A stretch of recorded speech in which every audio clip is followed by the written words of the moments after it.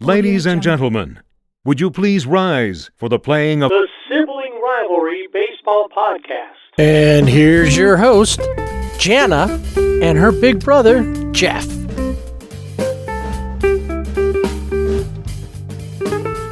Here we go again. Wind up your podcast machine, computer, whatever it is that you listen to us on. And it's not like radio where you can say wind up your radio or something like that. Podcast, you can listen in different things. Holler at Alexa, tell her to play, or Siri or Google. Right. That one's not as much fun. Google didn't give theirs a name. No, but she's very polite.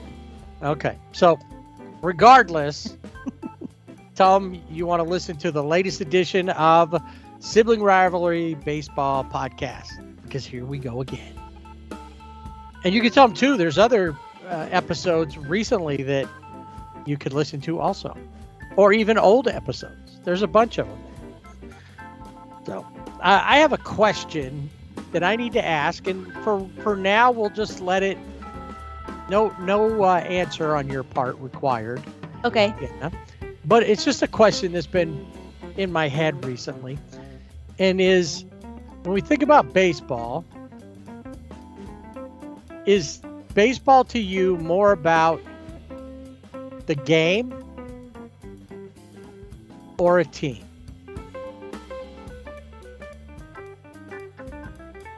Is it the game or a team?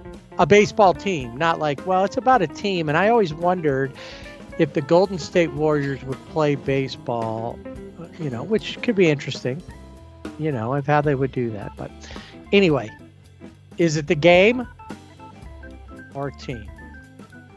Maybe somewhere along the way we'll pick that up as we go. Maybe it'll just be a question that hangs out there for a while. But that's my question of the day. Is it the game or the team? We're still having questions about things connected to the pitch clock and some of this pace of play stuff. So we thought we'd talk about this a little bit more because there's been some things we've noticed.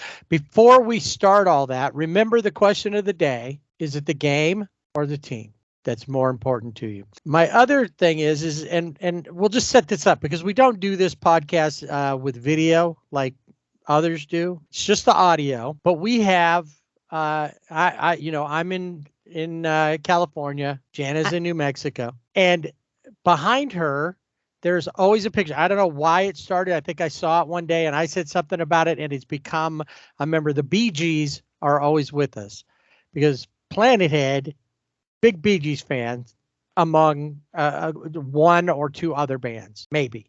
Actually, really one other band and the Bee Gees. These are his two. There is no other music in the world. So we got a picture that's in a frame, nice frame too. By the way, it's a nice picture of the Bee Gees in concert. So I'm looking at that because just moments ago you had to do something. You were off camera.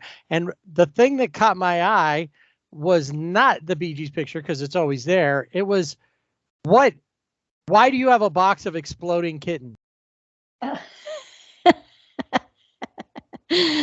That is a puzzle from the company Exploding Kittens, who also makes games, which they came out with their first game, Exploding Kittens. Have you never played that game? No. Oh, man. Obviously, I don't know I'm like, why are you have like a gory puzzle or something? It looked like a puzzle, I could tell. It's a puzzle, but it's not gory. Guts and stuff all over the Exploding place. Kittens, they've got all kinds of great games. They've got Exploding Kittens. They have a game called You've Got Crabs, Throw Burrito. So much fun. Well, maybe you should post that. Yeah. And if you wanted to see whatever she might post, you could find us on Twitter at Sibling Rivalry BB without the A. And on Instagram and Facebook at Sibling Rivalry BB with the A. And then you can find us on our website, siblingrivalrybb.com, where you can see our walk-up songs, and listen to them. They're both on there. We got YouTube videos for our walk-up songs, and then also go to the Fanatics link and find some of the cool gear that is on sale via the Fanatics website. All right. And with that, I didn't plan for it to go into that, but it But just you worked had out to because I didn't know ask. what exploding kittens was. So I will, once I finish the puzzle, I will take a picture of it and I will post it. It's a very cool puzzle with cats. apparently not exploding, which I No, they're believe is a not disclaimer, and thus that's not what I was expecting to Mm. see. I'm yeah. Anyway, we've got issues. We got umpire issues when it comes to this pitch to clock and stuff. We got umpires who want to be the star of every game, so they're calling a bunch of stuff that they shouldn't be calling. I think there was a game the other day that somebody said it is absolutely time for the robo umps after, and I can't remember which game it was now off the top of my head, but it's like we absolutely need the robo ups now because these guys are just getting worse and worse and worse. It might have been like the Rays Pirates series. That was Yes. really bad. That was the one. So yeah, because the Pirates lost like 7 games in a row up Yeah. until this last weekend. They're still in first place because they had built enough of a thing, and they were playing the Rays, which I don't know, maybe in an upcoming episode we may have to talk about the Rays because some things have been floated recently. So we'll have to see if there's any, anything to that, or we could just start talking about it just to talk about it. Yeah. But in the meantime, let's talk about pitch clocks and the pitcher injuries that seem to be cropping up out of this. Yeah, this one was surprising to me because I saw a tweet and I have to go back and look and see who it was, but there were 270 injured list stints through April. It's the most in 40 years. The increase was all pitchers, 180 compared to 143 last year. And the Mets had the most with 12. So I don't know. Does Scherzer count twice? Or? He might, maybe. But another thing, and when we started talking about this, there was an article in The Athletic about pitch clock and pitcher injuries. And I started digging around. And back in 2016, there was an article that was in the Toronto Star. And a McMaster University in Toronto, they did a study and about quickening the pace of play and shortening the length of games and how that would increase the injury risk to pitchers. This was in 2016. Now we know that Manfred, he's been wanting to do this for a long time. Earth. Yeah, I mean, yeah, pretty much. And now we have it.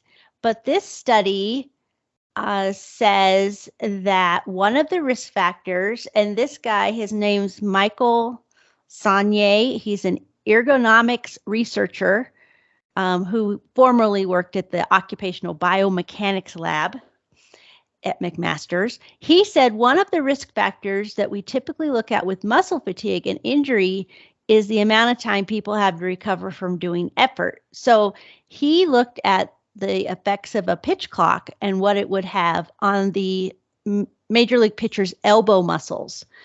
And the study was published in the Journal of Sports Science. And they found that reducing the time between pitches limits a pitcher's ability to recover from fatigue, which in turn increases risk of injury. So you basically lose the ability to stabilize the elbow as you throw. And they weren't able to physically test pitchers for the study, but they just used data that was out there, the time pitchers took between pitches, and then they looked at muscle activation patterns for fastballs and curveballs, and then they created models to see. And yeah, they were like, this is not good for pitchers because they got the pitch clock, and as soon as there's an out or the guy's on base, it's automatic, right? And they're just fast and they got to get through it. So there's no rest. And I also saw pitchers are throwing harder. To me, that I think is a bigger thing, because games used to be about this length or shorter years ago. I mean, decades ago now. Right. To me, it doesn't seem like that long ago, but I lived through it, and so it's just like now, and it's much far. It's that we're closer to this than this is to, the turn of the century or whatever. How they I don't know if you've ever seen that, where it says, "Oh, we're closer to the 90s," or this is closer to World War II than we are to this at this year. Oh yeah. So I think that some of that's got to be it has to be the amount of effort that they're making to throw some of these 100-mile-an-hours. This kid Ben Joyce, who the Angels have, that they got out of Tennessee last year, it doesn't seem like he's working on being a good pitcher. He's just working on being a fast pitcher, throwing a pitch 105 miles an hour, which he's done. He wants to do that every pitch. It's like, that's not really good, number one, for your arm or for baseball in general. Right. Yeah. And if you remember, the guys that always had problems back in the day were like the junker ballers, they called them, yeah. The junk ball pitchers that threw nothing but curves and sliders and screwballs or whatever. Those were the guys who always ended up having problems because of the way the stress that they put on their elbows and forearms. The guys who throw, if you look at a lot of the great pitchers, Greg Maddux, he wasn't throwing really hard and he wasn't throwing a lot of junk. He was just pitching smart. Even Nolan Ryan, I think, is a unicorn when we come to, just his arm strength and how he pitched and how hard he could throw, but he also could throw other pitches and he can control them better as his career went on, which helped him out. Now, like you said, it's about throwing as hard as you can almost all the time. I don't know it's all breaking ball stuff, but now there's the sweeper, which is just another curveball or a slider that just breaks differently. Will that have an effect? But is it because they have to speed up and get through that's causing that? Right now, it seems like it, because they're not used to relaxing in between some of those pitches. Yeah, well, it was interesting. The other, I think it's Sunday night, the Dodgers and the Padres played, and they did a comparison of Juan Soto in the box now versus before the pitch clock. He took 30 seconds to get ready, obviously before the pitch clock. So you think about that, the pitchers, they're waiting for him to get in the box, to do his thing. He touched his ear. He had a whole routine. It was the same every time. So he's going 30 seconds, doesn't sound like a long time. But then if each batter is, they're taking their times out, they're, hey, I got a timeout, I got this, then I can see where that is going to give some rest to the arm, because you're not constantly throwing. So I think plus, if they have a long time, the pitcher takes some extra time in there. Right. Then, here it is. We're talking, potentially 45 seconds to a minute between pitches. Mm-hmm. Yeah, they're doing that, but we're still seeing pitchers. Even then, we've seen upticks in Tommy John surgery. So I don't know saying that it could put more stress on it, yes, but is that really why? Is it, and were those players that are now on the injured list, were they all veteran players that hadn't had very much exposure to it, or are there pitchers that have been pitching in the minor leagues that are just coming up who've had experience with this already, who should have already maybe started to figure out how to throw and how to get the time that they need between pitches? Mm-hmm. Yeah. Well, I don't know. I mean, I think it will be interesting when we get to the will. I think we can we'll continue this conversation because that will tie this segment together and see. I don't know. I mean, it'll be worth it to see. Kind of keep an eye on this whole thing is with injuries, and then again, we know the fastball velocity was at its highest ever, 92.8 miles per hour. And then, like I said, there were 270 injured list stints through April, and they were pitchers. The increase was all pitchers. So there may be something to it. And it might be just that they're trying to get used to the pitch clock too. And that could be maybe the mechanics are off. Right. Yeah. Well, but see that goes. I guess it is connected to the pitch clock, but it's how many and which teams seem to be affected the most, because maybe that's where you need to start looking for new pitching coaches.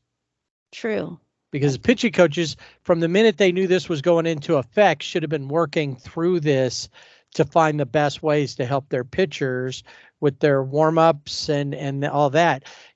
Did in the end, and we'll talk about this one, Luis Garcia, did it matter that they changed his windup? And obviously it doesn't matter right now, as we'll talk about a little bit later. But that's the question. Yeah. So yeah, good. Definitely something to definitely watch as we go farther into the season and see. Another thing that is time related when it comes to the pace of play is recently there was a story about Bryce Harper, who's just come back a couple months early. He was scheduled at earliest to maybe come back in a DH role more than anything else, and around the All-Star break was what the conversation was. And then it came, well, he may even be able to play first base. He doesn't have to throw that much if that's the case. They're not sure about that yet.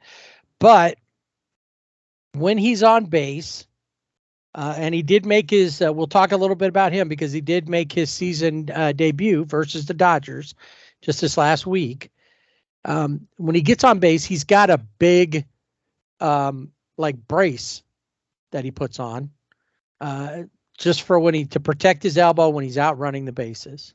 Now, what did you say about that? I said that if you need to wear that big brace to run the bases, that maybe you shouldn't be playing right now. Maybe you should wait until after the All-Star break. Right. And I agree with that. He could really damage, he could prevent more damage and not prevent more damage. He could cause more damage. I think it was the manager, Rob Thompson. He said there was one point in the game where he wasn't able to get the brace on fast enough, and so he didn't have the brace on. And Rob Thompson's like, that really scared me because, he could injure himself. I'm like, okay, well. Well, but even if he didn't have this injury, he could injure himself. Right. But it could be worse. It's a big brace. And the other thing, this is kind of goofy but it kind of goes along with the whole pitch clock. Bryce Harper, is going back home. They had their home, he came back to play in Philadelphia, and the teams have to put in a request for a clock exemption for his first plate appearance. They were playing the Red Sox. So like we saw with Cody Bellinger, the Cubs did not put in that request for him, and he got a pitch clock violation, which again goes back to the umps and, not reading the room, which I think is silly. Like you have to put in a request. I don't put that on the umpires now that I know more, which is you have to put in that request. The umpires are told, you don't play this, you don't read the room. There was no request and exemption granted That's Sorry. it. So You're would out the of luck. umpires get him trouble if they, you know, allowed Potential. that? Yeah. Okay. So I'll side on the Just on that umpires. one. But I Just on that wonder one. if that's why the umpires are trying to be so much the center of attention. Some of Maybe. them, not all of them, but many of them have started. It seems like every game or every day at least, maybe not every game, but every day, there's an umpire somewhere who stepped out to use. I hate this, but got out of his lane. Yeah. Yeah. He really did. Going back to Bryce Harper, the reason he wears that brace, and this is what really gets me, he wears the brace to protect against rupturing his elbow. Rupturing. That's So if it's that it could like blow up. if it's that delicate, Why are you we go playing? back to what you said. Don't play. And if he's No. that important to your club, yes, you want him out there. He's good. MLB should want him out there. He's good for attendance. People want to go out and see Bryce Harper. I mean, think about what you've seen him do over the years. He and Mike Trout came out around the same time. The two of them, they both got MVPs. They're both, players that you pay money to go see, even if they're not on your favorite team. You go see them Oh play. yeah. Right. But so Bryce Harper made a request for a little Mhm. more time to put on. They go, we don't do requests.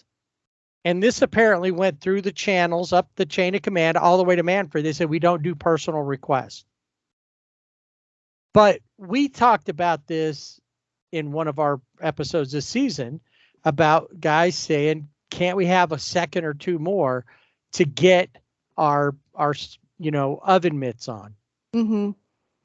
And why not? If you don't need them, fine. Things keep moving. If you're one of the people who puts on the sliding mitts, the brace like Bryce Harper's talking about, and obviously his is the worst of them all. Throw it out a few extra seconds, and on that, and on the whole thing about the applause on a first thing, let the umpires figure it out. You trust them to call the game for the most part. Not everything is reviewable, because if it was, you could just have video umpires. Yeah. So let them decide. And also when they're putting stuff on there, let the umpires, just like in football and basketball, there's certain things that cause it. Well, less so in basketball, because normally in basketball, once you put the ball in play, the clock starts if it's been stopped. But football, everybody's there. Sure, you put it in play, but there's times when the refs in football tell them to keep the clock running, even if the ball isn't in play. There's certain things to stop the clock. If the umpire says hold on a second to let Bryce put on his thing, or somebody put on an oven mitt, then you start the clock as soon as that goes. How is that not a good thing? If there's more injuries because these players don't have that extra protective equipment, then you should just tell them you don't get to wear elbow pads and knee pads and ankle pads and all that and shin guards at the plate. So that way we take all that time of whatever it takes to take them off and give them to somebody and swap to a glove. Or if you need it, you better be wearing it when you're hitting. Yeah, definitely. I was just thinking too, I have seen, how like they'll have the mound visits, like, okay, we gotta, the catcher comes out and then everybody comes in. I have watched some games. I mean, they reduced it to 5. They used to be, I think, 6 in 2018. Then they reduced it to 5, which I think is that still the Yeah, as far as I know. Yeah. So, and I don't remember seeing, necessarily that there's a time limit like they do with the pitch clock, because there's some guys that go out there real quick, and other teams take quite a bit of time and then the umpire comes up. So to me, why wouldn't you say, okay, if you're doing a mound visit, be out here for this amount of time, and then take whatever and however, you shave off, and give that extra time, which wouldn't be that long, to be able to have the players put on a brace or whatever instead of the mound visits, because the mound visits, some of those they're getting out of control, because then that's up to the umpire to come up and go, hey, are you guys done? Hey, what's going on? I'm surprised that they didn't put a time limit on that either. And, a lot of times they used to go out there, and even now, the same reason, if they're out there for a while, it's because they're trying to let the relief pitcher get a few more throws. Now it says 30 seconds. I just pulled that up. It says they're limited to 30 seconds. That's when the manager or the coach has exited the dugout. But what about when the pitcher and the cat, those mound visits? Right. I don't think there's a time. I don't think there's a time on that, because I've seen. But wouldn't that fall into the time between that 30 seconds or whatever between batters? It should, but yeah, I mean, I'll get to it in the Dodger Padres segment, but that's where I saw it the most was. And so I think, isn't it the job of MLB to protect its product, which is the players? So. Right? That makes sense, but that's not what they want to do. They just want to speed it up so I can come home. It's not about the game. It's not even about the team. From MLB's standpoint, it's about trying to bring people in to give them something to do, and people don't want to spend 3 hours doing it. They're fine with 2.5. So that's the product we're going to give them. And that product suffers. And all it is instead of somebody going through and pushing a bunch of glass jars off the shelf at the grocery store, they did 2 shelves worth, because now you have all these extra players on the IL. So it's the same thing. We're just breaking things for no reason. Yeah, and I would think that at this point, I mean, they made the request to MLB, and it went up the chain. But I'd like to see the players' union get involved too. I mean, I don't know that it would change anything, but I think that they have a duty to the responsibility for the players to get behind something like this, because the league says, oh, well, we consulted with multiple orthopedic and athletic trainers, and they decided on the current policy. I don't believe they consulted anybody. I think that they just made up the rule, and because they have this rule, they have the rule about the ball boys, the ball girl, that they got to run out there, get the stuff. And if they don't do it in enough time, well, we're going to reprimand the team, and they're going to have to find a new, somebody new. It's like they just want their fingers everywhere, but they're not protecting what they should be protecting. The game. The game, yes. Yeah, they need to do something about all of those things. The Players Association needs to get in there, and then they need to tighten down on the umps, and they need to make it clear you're an important part of this game. Things don't go without you, but you are not what it's about. The game is not about you. It's about the players who are out there playing the game. The game is about the ball. It's about all of the traditions and all of the things. And we've tasked you to be custodians of the game as far as that goes. You're here to keep everything on the up and up, and not make it about you, period. And that's the thing. The umpires doing what they're doing now, putting themselves in a position where people are going to be a whole lot more eager to see a robo-ump if it means that there's less potential for some guy to just decide he wants to be the star of the game, some umpire to decide that. Stuff to watch all season long will be how all of this stuff plays out. And will any of it be changed going? Nothing's going to change this season, probably, but will they adjust it for next season after they've seen what's happened? Or will they have 7 more rules that they tested between Atlantic League and 6 other leagues that make no sense to the game? I've been thinking about my own game, like a board game. And instead of the on the field, instead of it being, the standard setup that it is now, that we go out and we use. Honestly, I think the team that should do this would be the Savannah Bananas, and then set up like a board. So like the Game of Life or Monopoly, or I think, or a Chutes and Ladders kind of thing. Oh, yeah. Because it's all over the place. It's not just a line around a whole thing. It's all over. That's why I like Life, is because you've got twists and turns and you stop at certain places. And then you kind of play the game, but everybody kind of goes through around on the board. So, if you get a triple, then you move 3 spots up. If you get this, if somebody does hit a home run, then you clear the board and everybody that was on the board at the time. So potentially you could have 10 people on the board at the time. Because if you don't get an out, you're just lining up.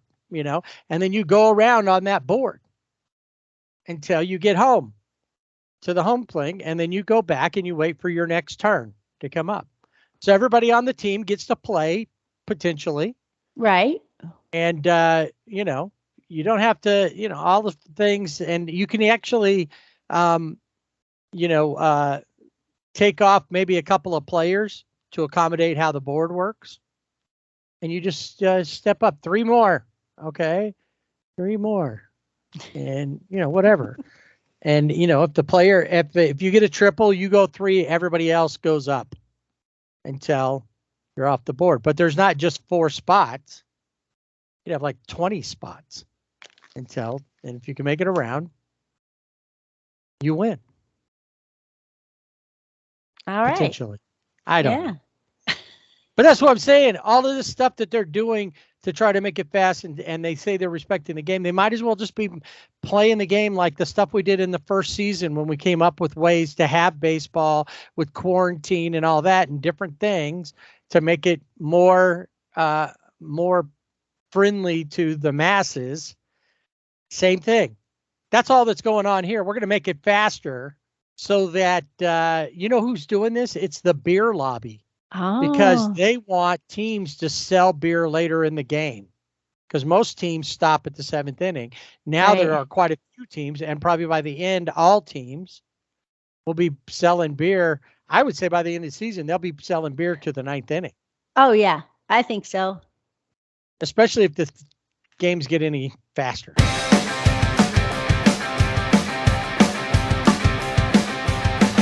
Interesting week for the Angels. They did something that they hadn't done yet this season, and they did it to somebody that just recently had it done to them.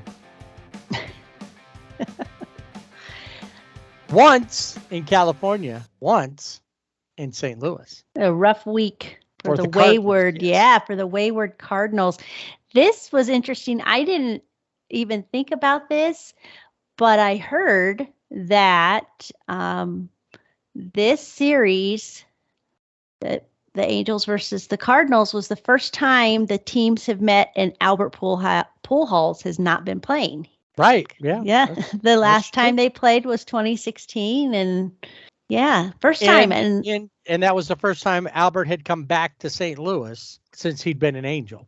Yeah. And so, when I heard that stat, when they told me that, I was like, what? They came and just told you? They told you that stat? So it was like, hold on, nobody else listen. We got a stat just for Jana. Yeah, pretty much. Okay. So I work at a high school, and every morning, I've tried to every morning, I always go and put stats on the principal's door, baseball stats, because he's got a fantasy baseball team. And he's always giving me a hard time because I'm always telling him stats.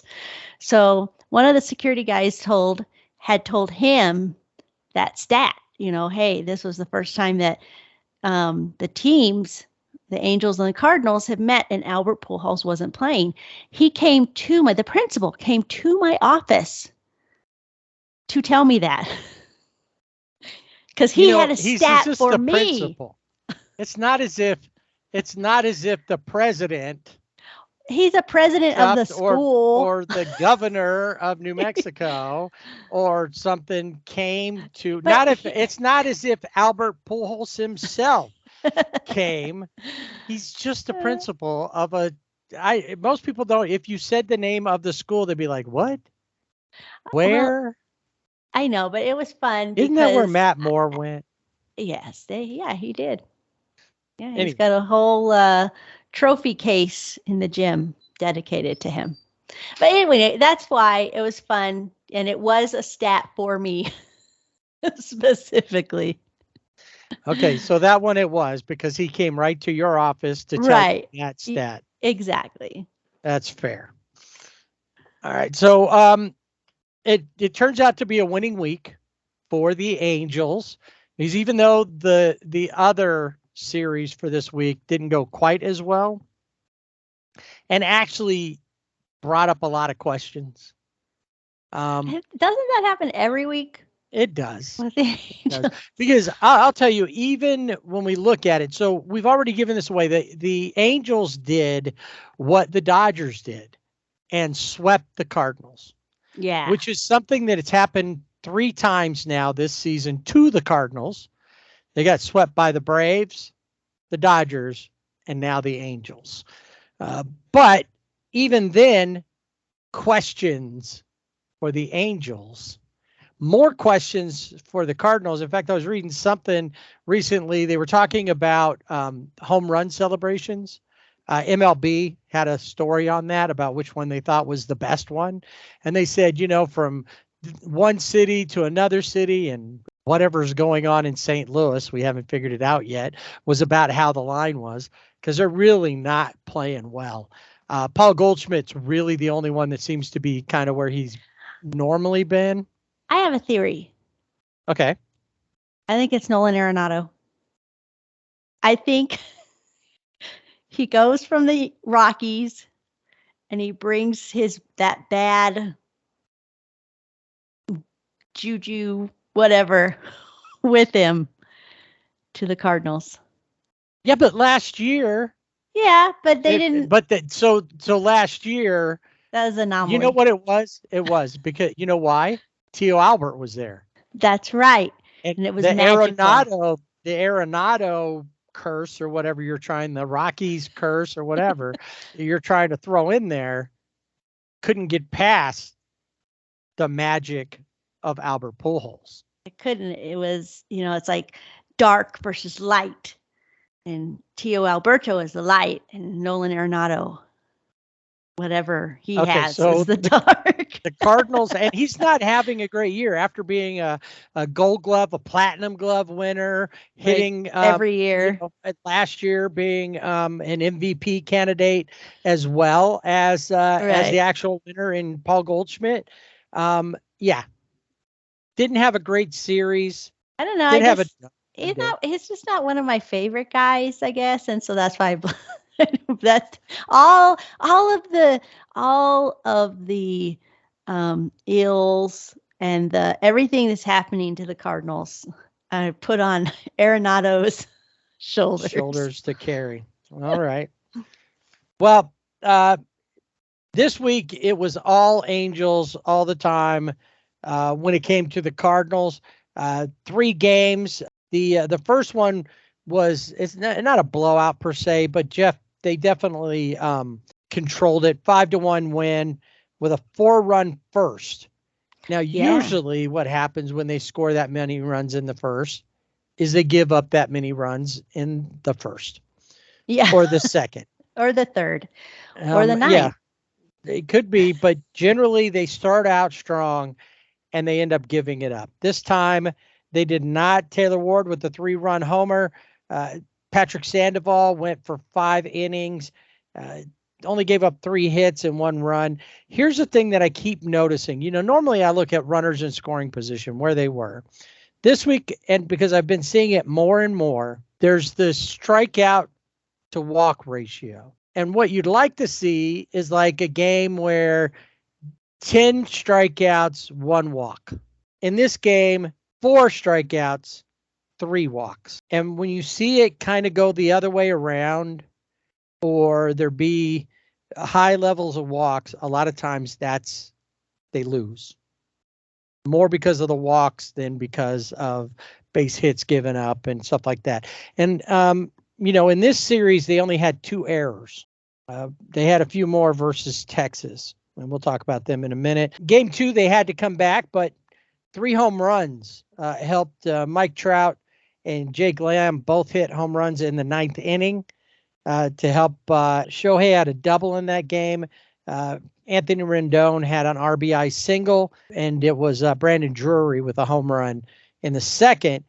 But it was Trout and Lamb who had home runs there late to break the tie, and so that the Angels could go on and win that. So they tied it up, let it come back. They came back, and all because of a 3-run 9th. Actually, they were losing, so they tied it up and then ended up winning it, which was a surprise, but they did it. Shohei, see, here's another one. Now, see, Shohei, I missed the balls on this. There wasn't as many walks, but he struck out 13. I think his was like 13-4 was his K to walk ratio. Yeah, he also became the 2nd player in MLB history to record 500 career strikeouts and hit at least 100 home runs, joining Babe Ruth. As he has with so many things. Many things, yeah. And then crazy. In the finale of the series, St. Louis actually scored a few runs, 7 of them, but the Angels scored 11 of them. So what's a weird thing is that offensively they looked pretty good, but defensively there were still issues in the field where they were making mistakes. There was still issues with the pitching. Everybody in the starting lineup had a hit. Rengifo had a 3-run home run in the 2nd inning.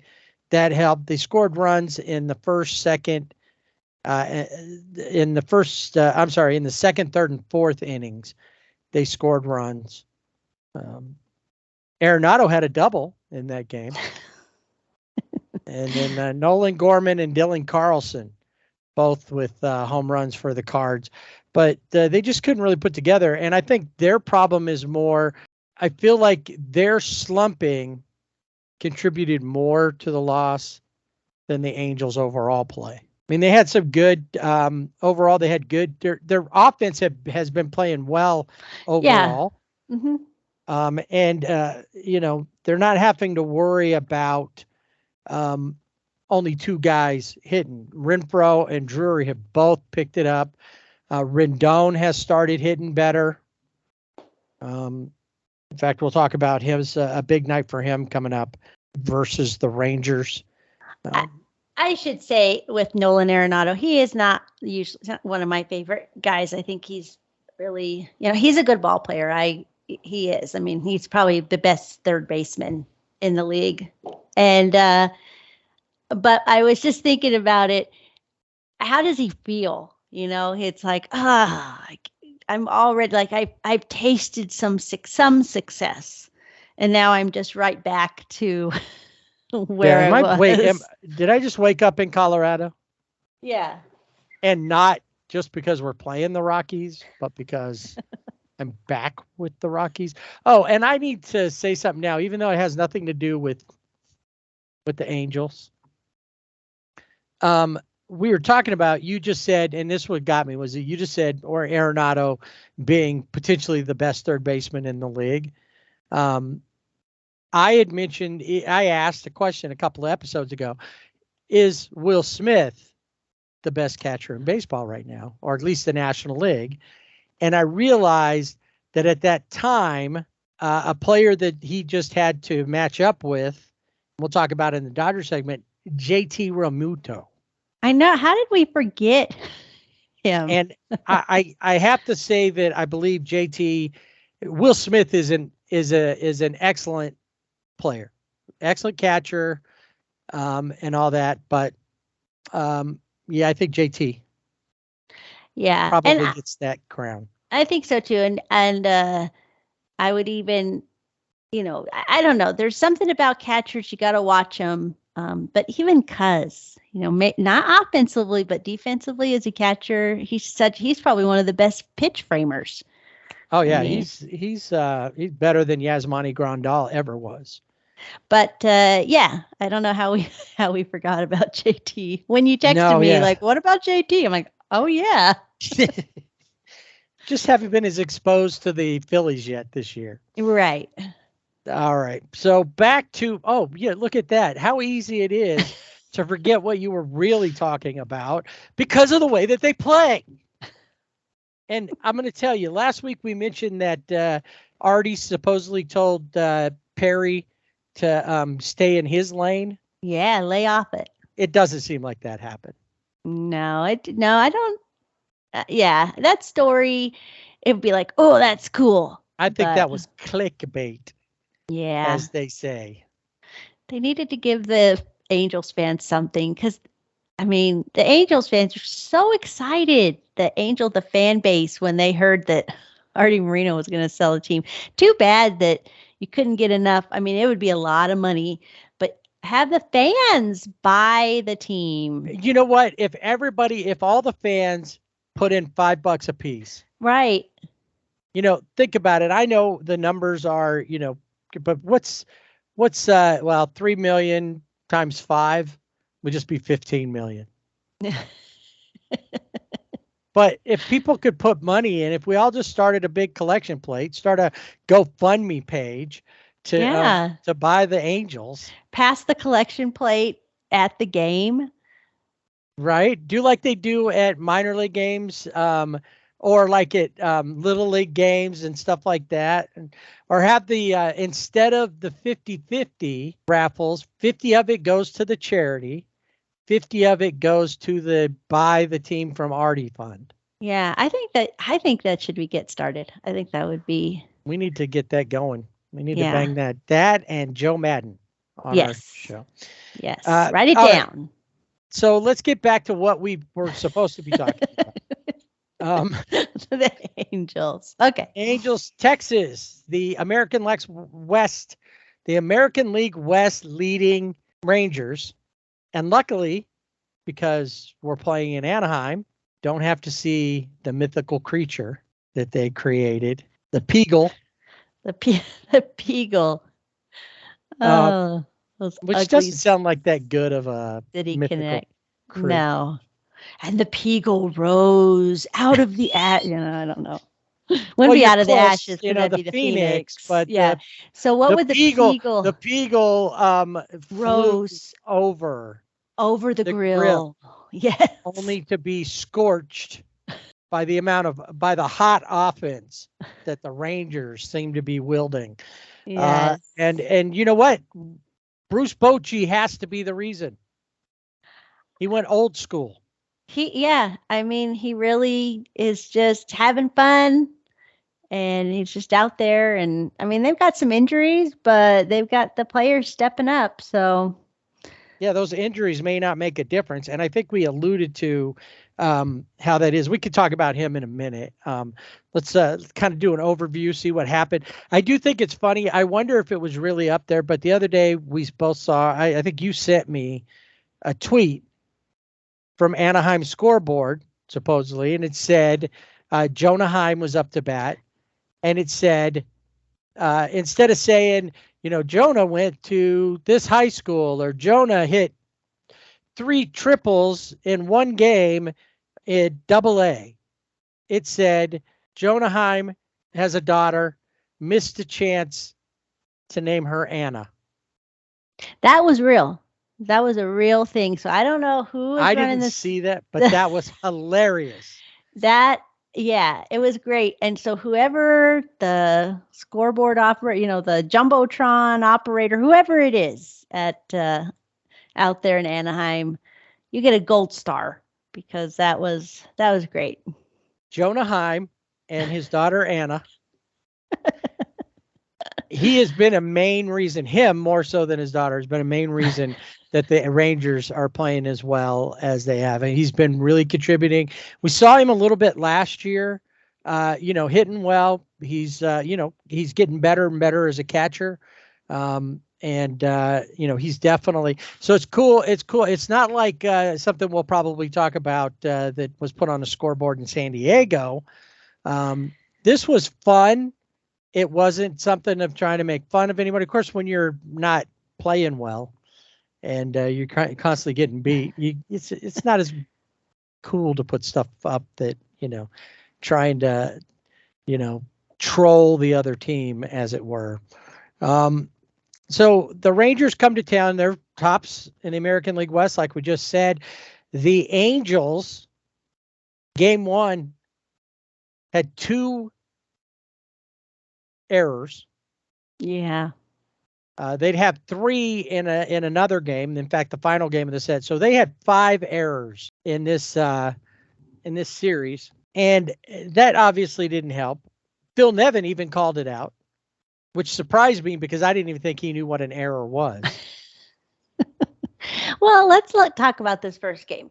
First game, the Angels, who usually give up the runs and the other team, rallies. The Angels rallied this time. They had a 4-run deficit, and they came out and beat them 5-4. And it was the first time since August 5th of 2015, and this happened against the Cleveland, was that the Halos had a walk-off win due to a wild pitch. Oh, yeah. Wow. I remember them talking about that. I'd forgotten about that. But, yeah, I remember that. Yeah. There was a walk-off win in Zinnings. And now, I think this is kind of funny. They had the walk-off win. I think it was Zach Neto who scored on the wild pitch. He didn't do it. I mean, he got on base, right?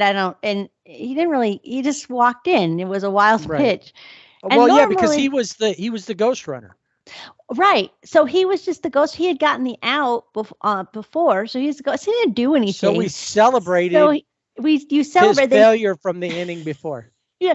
So they run up and they grab him like they normally do, but it didn't have the same feel as like if somebody got a hit, home run, grand slam, that kind of thing. Yes. We have one of those to talk about as well. But anyway, I just thought that was funny when they all ran out of the dugout and chased him. Right. Why, you scored it, but not because of anything you did. They automatically put you on second base. I guess you moved up appropriately. You didn't do like Javi Baez and run to the base and then realize it was a fly ball and can't get back. I have a couple of issues with Zach Neto. And it has nothing to do. The issues I have nothing to do with the way he plays. He's out there. He's working. He's playing hard. He's a rookie. You give him some breaks. I don't like the way the hat looks as it sits on top of his head. Is it too high? It is. It's way too high. And then the way that he puts his eye black on, as if he's trying to be like the ultimate warrior from wrestling. Remember how he used to have his face painted? It's kind of that thing. He's got it across, and then it goes down on one side, and then there's like it actually looks like when you're watching a movie and there's somebody with a lot of makeup, lady with a lot of makeup on there, and she's crying, and she's got the black streams running down. What is that, mascara? Is that what that is? Mm-hmm. So she's got that running down her face. That's what he looks like. And his hat's too high. And I don't like the hats too high. There's some the way that he looks there. And it's not as if he's, I don't see him playing overall any better than anybody else has played shortstop. Yeah. At this point, he's batting a little better than Fletcher was because he's batting in the 200s versus the 100s. Is that.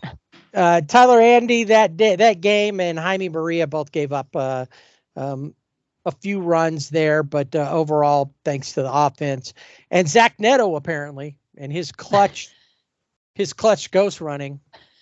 That's right. He went to Tim Anderson Clinic, ghost running clinic. How to be on base all the time. That's advanced. Tim Yeah. Anderson. Yeah, that's the master's level. The next two games, none of that magic was apparent. The next game was a blowout, and if it wasn't for Brandon Drury hitting a home run in the 9th inning, the Angels would have been shut out. Yeah, in this game, it was really about Nathan Eovaldi, 8 scoreless innings. I mean, what more can you say? And I then, would have let him finish it. Yeah, that's what I don't get. Like, come on. Really? I mean, it was 10-1. He was cruising. He hadn't given up a run at that point. So why would you? That is something that has frustrated me. I just, we talked about last week with Kershaw. I thought, he could have stayed in. I think Eovaldi definitely could have stayed in this game. I mean, he did have help. Jonah Heim had 3 RBIs. Marcus Semien, Travis Jankowski, each had 2 RBIs. Yeah, Reed Detmers, 3 runs on 7 hits and 2 walks in 4 innings. And then the guy who just needs to go back to where he came from. Where's that? Georgia? Yep. Just go back. You get on a midnight train to Georgia because that's where you belong, Tucker Davidson. Don't even be putting him with. That's a classic. He needs to go. He needs to go on the noon train or whatever. Well, 2:30 a.m. train. 30 a.m. train, whatever it is. The red eye train to Georgia. Because the midnight train is not cool enough. 2/3 of an inning. Gave up 7 hits and 7 runs. I mean, that's ridiculous. That is, and why is he still pitching? Because he didn't last season. It was just as bad. I mean, he just. Well, you know what's kind of sad is that he had a couple of outings at the beginning of the season where he started. Yeah. But he wasn't so bad. Not incredible, but he was better than, say, last year we had Thor. He was pitching better than Thor did last year. Yeah, well.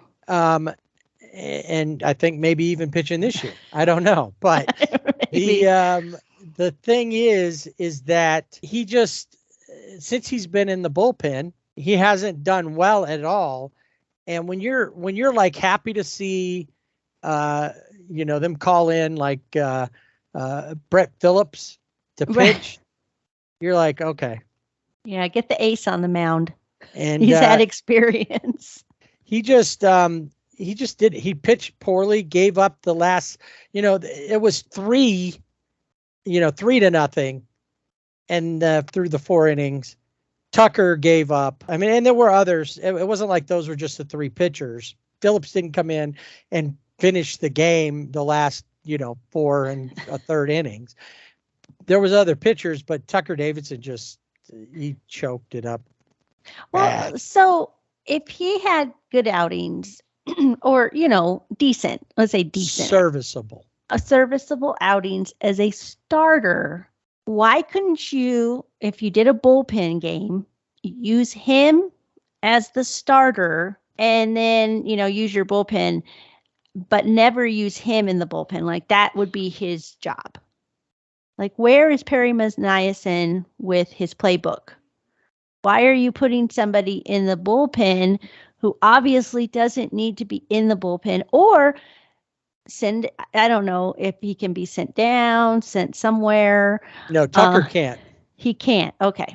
So have your pitching coach work with him and start building him up as a starter. If that is truly where he might be better.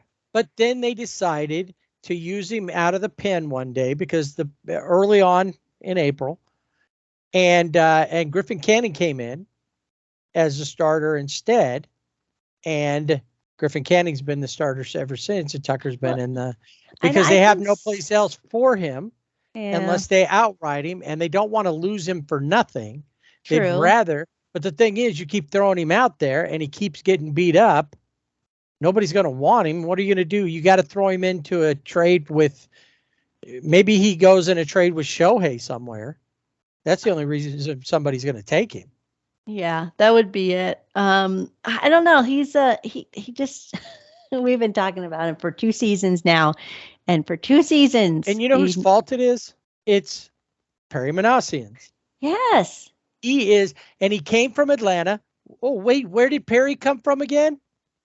Atlanta. And he's told people, this is how they do it in Atlanta. Well, guess what? It works in Atlanta. It doesn't work in Anaheim. Whatever you're doing, either you're not doing it right, and Alex Anthopoulos, who is the GM there, is going, I wish he would call him and go, stop telling people that, because that's not how we do it, or you're not doing it the right way, because look at where we are. We're number 1 in the National League, and where are you? Yeah, I don't, he's not doing it right. That's the problem. He's got his steps all mixed up. He thinks it's addition, but it's really subtraction, or he thinks it's multiplication, but it's really division. He can't read the IKEA instructions. Oh, very good. Yes, that is true. That's his problem. He doesn't know where the Skorzelwazel goes into the whatever, insert Swedish word here. The only thing I could think of was score something, and Skorzelwazel came out. So that is a Skorzelwazel is half, or is, part Swedish and part of the Wazzle part. Sounds like something out of Willy Wonka. And yeah. Oh yeah. Wazzle. Yes. Wazzle berries or Wazzle something. Or Wazzle berries, or yeah. Well, I mean, at least they didn't the get. Skorzelwazels taste like Skorzelwazels. I mean, the Angels didn't get shut out. Well, thank you, Mr. Brandon Drury. Yes, that was the third game. I think we need to talk about, because this was not. Don't make me do it. You don't have to. I'll talk about it in a row. That it looked the same, just about. Yeah. The Angels scored more runs, but the walls came tumbling down. Well, and Bruce Bochy said, I don't know, he just had a feeling that in this game it's going to be high scoring. And it was. I mean, this is the third time this season that the Rangers have put up at least 16 runs in a game. Now, they've done that 3 times, the Rangers. The rest of the major leagues, they've done it 4 times. So the Rangers, the rest of the league. I don't know. Yeah, no, there's something going on there. There is, and I do think that I think you could probably say a lot of it is Mr. Bochy being in the dugout. I think there's a different energy. Yeah. There's definitely a different energy between him and Chris Woodward. I mean, there's no comparison. Right. No, there's none. And I don't think that they're playing. I think that they've got a balance going right now that, Joe Madden was shooting for a balance too. And Chris Woodward, being a former player, had a better feel, I think, for all of that and finding a balance. Yeah. Than Manassian, who his closest to getting to it was, working in a clubhouse somewhere. Yeah. I guess he was a player development, but in the minors and that. But I don't think that does much. If you ever saw the movie Trouble with the Curve, there's the 2 guys who are looking at everything on their computer. Mm-hmm. I think this guy's the end all be all player to draft. And then there's Clint Eastwood, who is the grizzled old, scout who can see, or more likely hear. Yeah. More, he can hear that more than those guys can see anything off of the computer. Exactly. And that seems to be what's going on with Perry. He's looking at all these numbers. He's got computer geniuses who could be billionaires with a startup in the Silicon Valley or any of the Silicon startup areas in the United States, and walk away with millions or billions when it goes under. or they can all work for baseball teams. And not make quite that much, but be listened to as if they're some sort of statistical gods. Yeah. Now, another thing about this game, and we're going to make some silver linings, is that the Angels had a 3-0 lead in the first inning.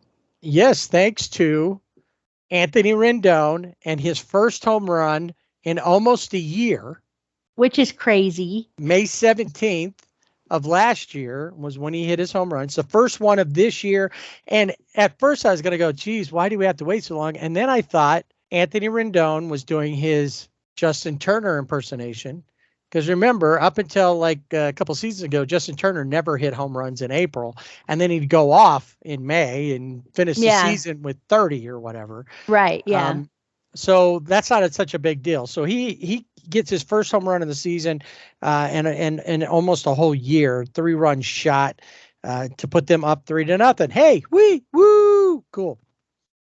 It didn't Martin last Perez, long. the pitcher for the Rangers, who's one of their top pitchers or has been over the last few years, only survives 3 2/3, gives up 8 hits and 7 runs. One of those being an Anthony Rendon home run. So it wasn't as if the Rangers, just like they did the night before, and just completely stomped on the Angels and kept everything from happening. No. The Angels did score 7 total runs. Jose Suarez, however, once again, not having a good outing. This time, though, he said, you know what? I'm going to have an injury. Now, he says he didn't want to come out. He wanted to keep pitching through everything. Maybe. Don't know. But he goes out after 2 2/3 with the shoulder strain or tightness issue, and is now more details to come when we get to the wheel about him. He had struck out 3 and walked 3, gave up 2 home runs. So it just wasn't a good outing for him anyway. It took Chase Silseth came in and did his Tucker Davidson impersonation, gave up 6 runs. Chris Davinsky gave up 3 runs. He of the Chase Silseths,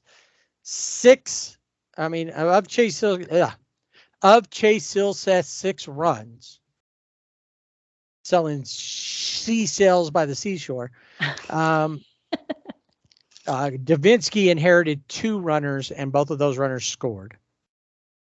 And then he gave up 3 more on his own. It was only Jake Lamb, who came in as a position player to pitch, that gave up no runs. And so maybe that's it. Maybe they just need to go to position players. I think so. And maybe that could be the key. The Angels, I know you talked about, 5 errors. There were 3 of them in this game. It was not a pretty game at all. No, it just seemed like they had scored. It ended up 16-8. Hunter Renfroe jacks one out in the 9th. Matt Thaiss had a 3-for-4 game, but it wasn't enough because they just didn't have the pitching wasn't there, and overall, there was offense. 8 runs is nothing to sneeze at, but it just didn't. They couldn't stop the Rangers winning it 16-8. So at this point, it was really exciting to see that they, even though we knew that the Cardinals are down right now, we don't know what's going on or, what it takes for them to get back. But the Angels showed who they were. They didn't play great necessarily during that first series that they swept. Obviously better than the Cardinals, but that's not saying a lot. They definitely didn't play better than the Rangers, with the exception of coming back to win that first game.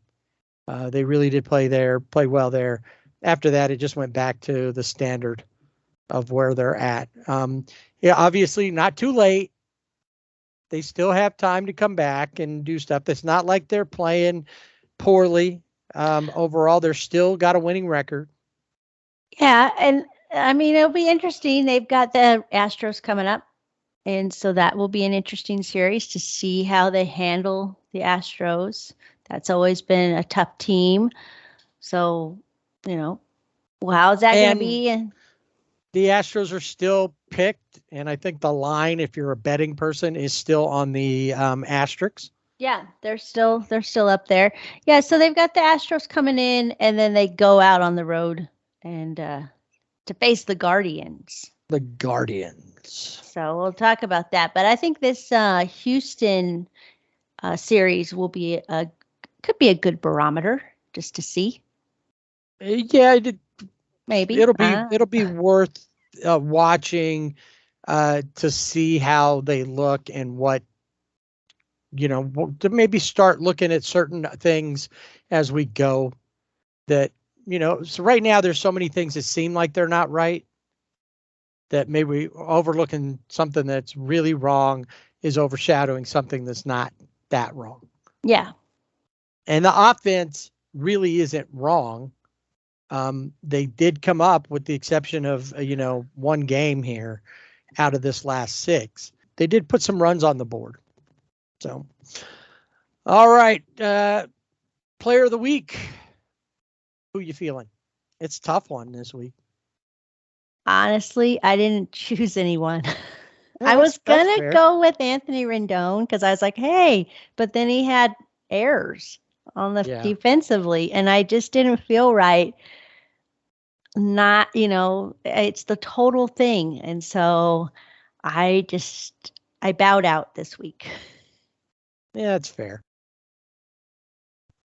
Because there wasn't anything that really stood out from anybody, except that I did see a little bit of a standout on Taylor Ward.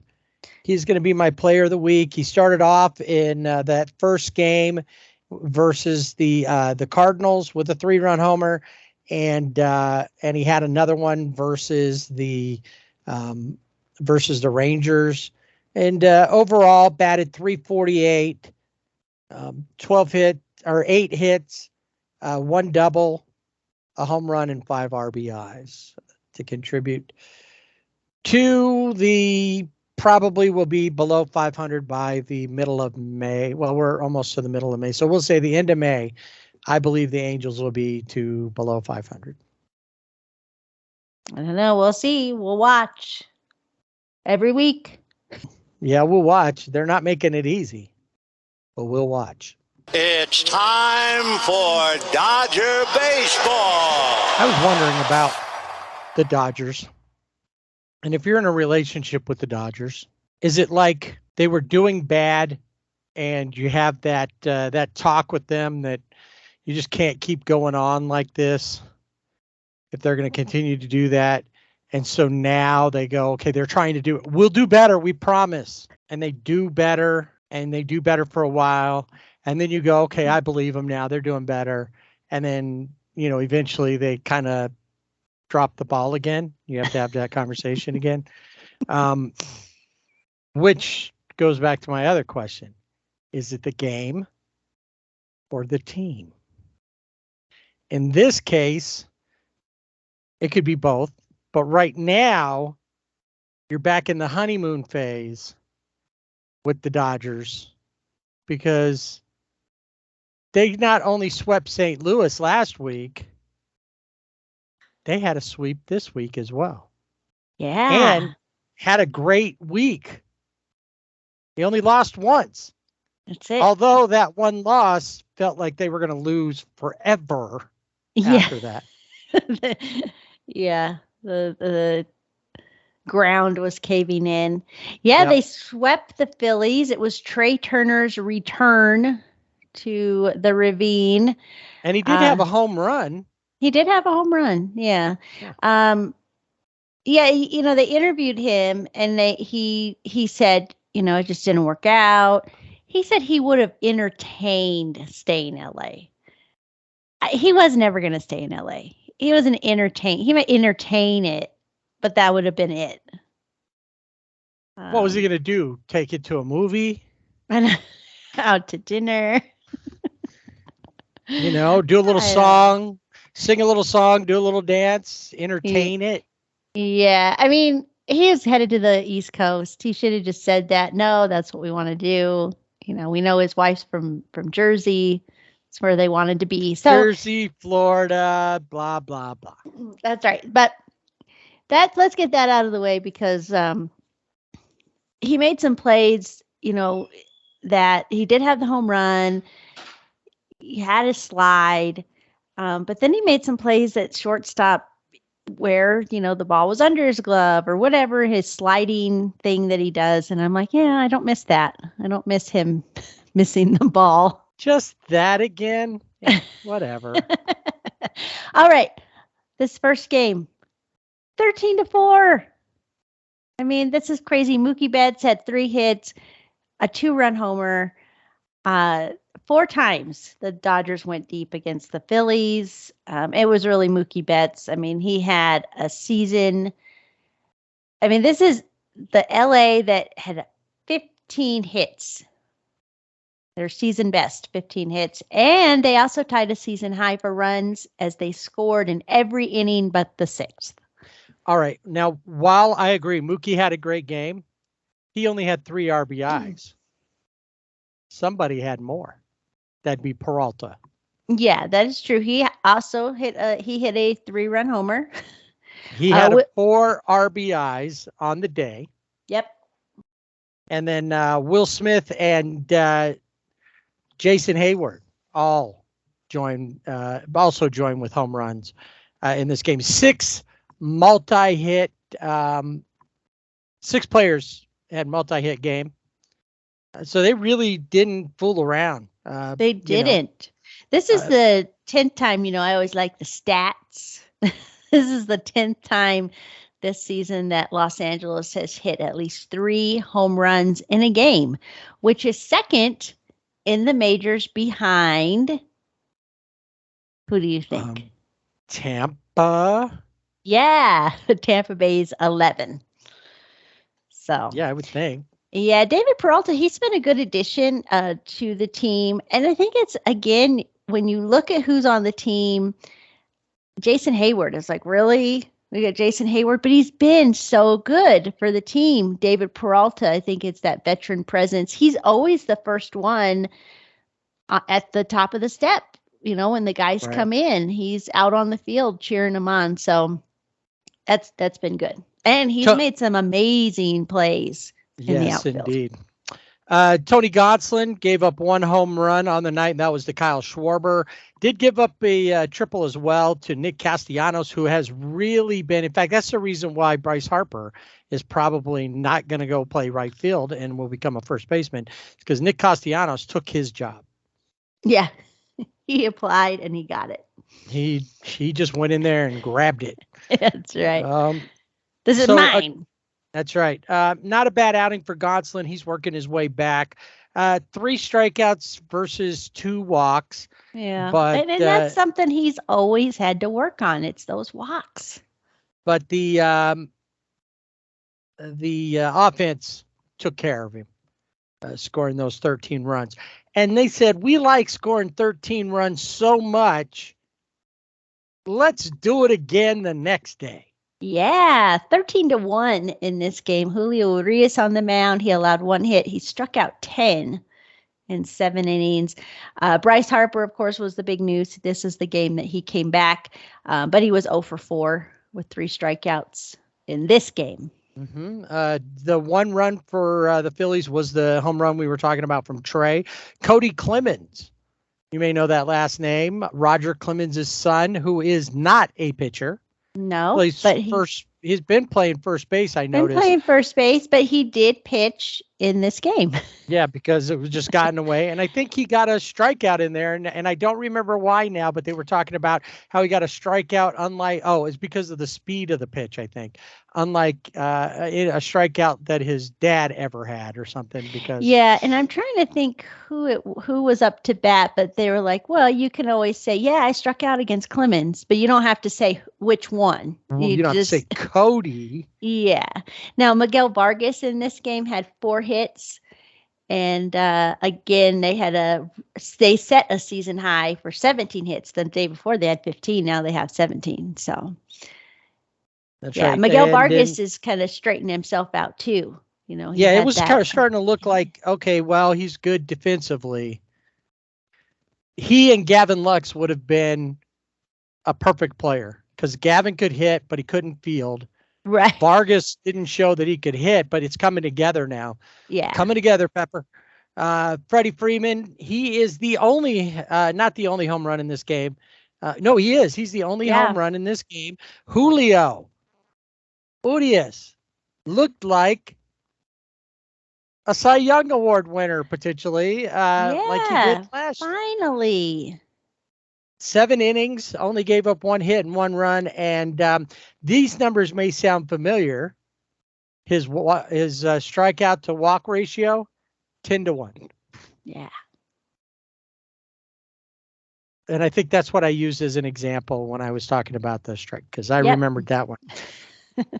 So Jumbo Jacks all around through his Vesia was the only one that gave up a hit besides Julio. Skip Phil Bickford was in, and he put up zeros versus the Phillies for them to take that one. Game 3, that one was a little different as far as how it came out. Yeah, no 13 runs in this one. Did have Gavin Stone make his major league debut, and Alex Vesia was sent to Oklahoma City to get things straightened out, get him right, because he has been having issues with the pitch clock, he has said. And so I don't know if that's what's going on with whatever's happening, but he needs to get right. But Gavin Stone was called up for his first major league game, and his debut, not great. 4 innings pitched, 8 hits, 5 runs, 4 of those earned, 2 walks, and only 1 strikeout. So not ready for the big leagues. But no, it worked out in the Dodgers' favor in this game because the Dodgers rallied from an early 5-run deficit. Austin Barnes, 2 RBIs in this game. Miguel Vargas with a home run. And as we go into the 9th inning, bases are loaded. Somehow, magically, get loaded. And Max, the legend, comes up. Well, I can tell you why the bases got loaded. His name I know you can. I like the magic. I like the magic, but now that you remind me of who was pitching, I think, yes, we do need to end any insult to injury we can. Craig Kimbrell was Yes. on the mound, and he still hasn't let it go. He needs to. This was awesome. I mean, it was so great. It was perfect. And before we tell you about it, just know that the 6 runs from the Phillies came courtesy of Bryson Stott. Bryce Harper was 3 for 3 with 2 runs scored. Captain Caveman. Brandon Marsh has been playing well for the Phillies. He's hitting .326 this season. He contributed. And then, of course, Nick Castellanos. And back to Craig Kimbrell. Yeah. Bases loaded. And Craig Kimbrell on the mound. Max Muncy coming to the plate. Oh. And he seemed to have a light way about him. I mean, he was serious like he always is, but it didn't seem like he was like there for a while. Every time you saw him, he came up, it looked like the world was on his shoulders. He just felt compressed down and not ready. Yeah, he was ready. First pitch. Grand slam. It's gone. Out of here. I mean, that's the way you walk off a game. That's the grand slam. I mean, it was the first pitch. I mean, you had to watch it again and again because you're like, what? Was that the first pitch? And you knew before the ball even hit the bat, just the way the swing was. Yeah. Where he started, when he started. I think he was even smiling as he hit the ball because he already knew. And it was out of there. The Dodgers walk it off with the sweep of the Phillies. And they have to meet up with them again in Philadelphia at some point this season. But for now, they are 3-0 against some back-to-back sweeps by the Dodgers. Yeah, that's exciting. Confidence builder heading into what's supposed to be the better team now. Right. Yeah, these two series really were great for the Dodgers. You really saw the bullpens coming together. Seems like, they're playing better in the field, just kind of gelling. The team is gelling. And then they go to San Diego. Dun, dun, dun. Where apparently, per Juan Soto, the Dodgers should be more worried about them. Says a guy who nobody's worried about anymore. No. Not even who made such a bad play in the outfield. In the game, the first game out, I wasn't. It was on, but I hadn't really. It's kind of dozing off a little bit. No, that was the Sunday game. Never mind. But when we're watching, especially the Sunday game, there were some things that happened in that at the beginning. You kind of thought, uh-oh, this is not going to be good. Game one, I think pretty much from the beginning you went, uh-oh, this is not going to be good. Although Miguel Vargas had a triple as one of his 4 hits on the night, that was pretty much him. It was it. The Dodgers lost this game 5-2. Fernando Tatis Jr. hit 2 home runs off of Clayton Kershaw. He had 3 RBIs. Yu Darvish just outpitched Kershaw. He allowed 4 runs, 8 hits on 94 pitches. He got knocked out in the 5th inning, and he struck out 7, walked 5. Exactly. That was the number that I saw. That really didn't help them at all. And that was, Padres had won the World Series at that point. So yes. They had the sombrero going, the stutter step, and now I have just read that they have a player of the game.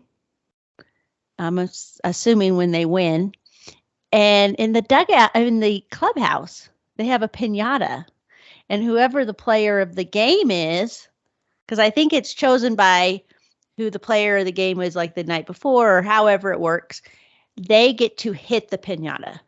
Oh, nice.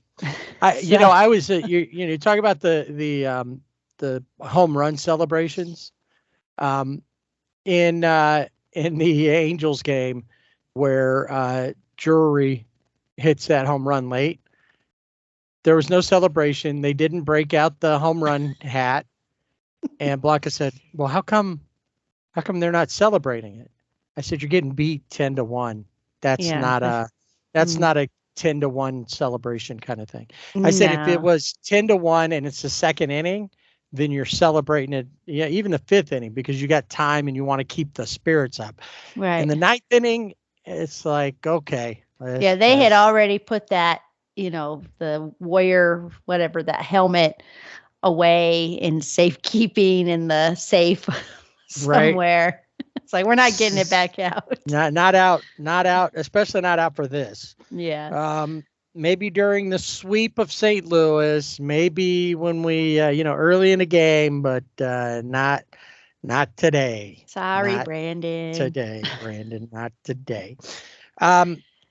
So, we go on to the next 2 games, a little bit better. Weren't sure what was going to happen with game 2 because honestly, you lose game 1, game 2 isn't any kind of an overwhelming game. Game 3, I actually have, which is odd because I don't normally have nightmares, but there was something that I saw in that game that gave me nightmares in game 3. All right. Well, let's talk about game 2 where the Dodgers did win 2-1, but it was a nail biter, which I had texted you. I'm glad I don't bite my nails because Yeah, it would have been bad, which I think you texted me back and said you would be up to your knuckles. I had no fingers. Right. You'd be down to your knuckles by then. Yeah. I mean, now Dustin May looked good. Yeah, he's starting to look, I think, better with each start. He seems to be more confident. Now, Blake Snell was on the mound, and the first 11 batters, he got out before walking Will Smith. And then he allowed Chris Taylor, he allowed him to hit a home run. And that was it. There is a theory in baseball that, by the analytics, and I think this is kind of getting disproven a lot, but I think Blake Snell's the rule on this. And then something that I forgot about Shohei when he pitched, he's the exception. But they say that when you get to the third time around, they're seeing you better. Shohei's average is the lowest by that point. They still haven't figured him out, and now he's confused them even more after the first two times. Usually with the third. Blake Snell, I think, is the exact opposite. He is the rule. That the third time around, it's easy to get to him, even if he's having a good outing. That happens with a lot of pitchers, but that was my way of trying to get in that stat about Shohei. Yeah, which is an amazing stat. It really is. So Dustin throws 6 innings, gives up 3 hits, no runs. His strikeout to walk ratio? 6-1. Exactly. And then Brewstar, Gratterall came up, gave up the 1 run. And then Evan Phillips strikes out 3. Gets his 4th save. Gets the save. Yeah. So not a lot to talk about in that game. And, with the fact that they won, means that the fact that they won doesn't really mean a lot. So they lose the first one. They barely win the second one. You're just kind of thinking, okay, maybe it's good they got those. They're beating the teams they should beat. So that way it's not so bad when they lose to teams like the Dregs that you don't want them to lose to, but maybe this is just the way it's going to be for now. And then comes Sunday's game, which looked like they were going to lose early on. Yeah, it wasn't pretty at the beginning. Not at all. No, there was, there was a lot of questions. I was dozing off when the game came on. And I hear when the Dregs are up to bat, somebody hit something out to right field. Mookie goes back, and they were talking about it that he jumped when he probably shouldn't have jumped. He didn't need to jump for it. Yeah, it was awkward. It was, and the ball goes off. I saw the preview, or the replay, and it was a bad play, and I thought, oh man. And next thing I know, I'm listening with my eyes closed thinking it's better that I don't watch this, I think, is the way it was sounding. Right. But not exactly where it ended up at. No, it did get exciting. I mean, this was Julio Urias is on the mound. So we got that. And, he pitched 5 2/3 innings. He gives up 8 hits, 2 runs, 1 walk, 3 strikeouts, but no home runs, which is important. That'd been what he had done him before. And yes, that's important. I know, because I think in that first inning, there were 2 doubles. Did I think Fernando Tatis doubled, Manny Machado doubled? Yeah. So at this point, you're like, oh, great. This is not going to be a good game. Xander Bogaerts doubles. That's who it was. And so they're already up 2-0. Right. You thought that we're already on our way out. Machado's 3 for 5 in the game. I think the biggest thing that happened to him was he got something in his eye. Yeah. And it took him a little bit to get stuff out. and then He had to borrow Juan Soto's sunglasses, and then I think Juan Soto got something in his eye because he wasn't wearing his sunglasses. Right. Manny Machado was wearing his sunglasses. So, but Now- it's 2-0, right? And but the Dodgers hold them to 2. Yes, and that was the that's key. important. Yeah. It is. It's very important because they're holding them there.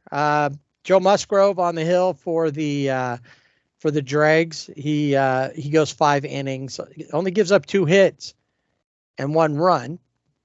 Eventually, they get a run. The Dodgers do, and then they get another run. So it makes it 2-2.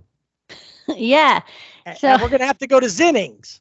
we have to go to Zinnings. This is exciting because so it's 2-1, top of the 9th. Mookie Betts, who was not having a great night at the plate, comes up, hits a game-tying home run with 2 outs in the 9th. Off And of Josh Hader. You don't ever want to. It's the 9th inning.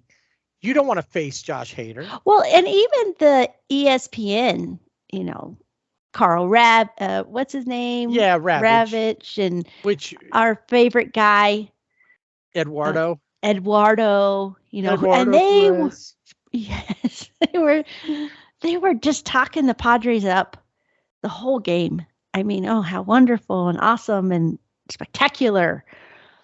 And then they're like, oh, Mookie Betts, he hits this home run off of Josh Hader, who, when he's walking in, they had the close-up shot of him, and here he comes, out on the field. He's going to mow him down.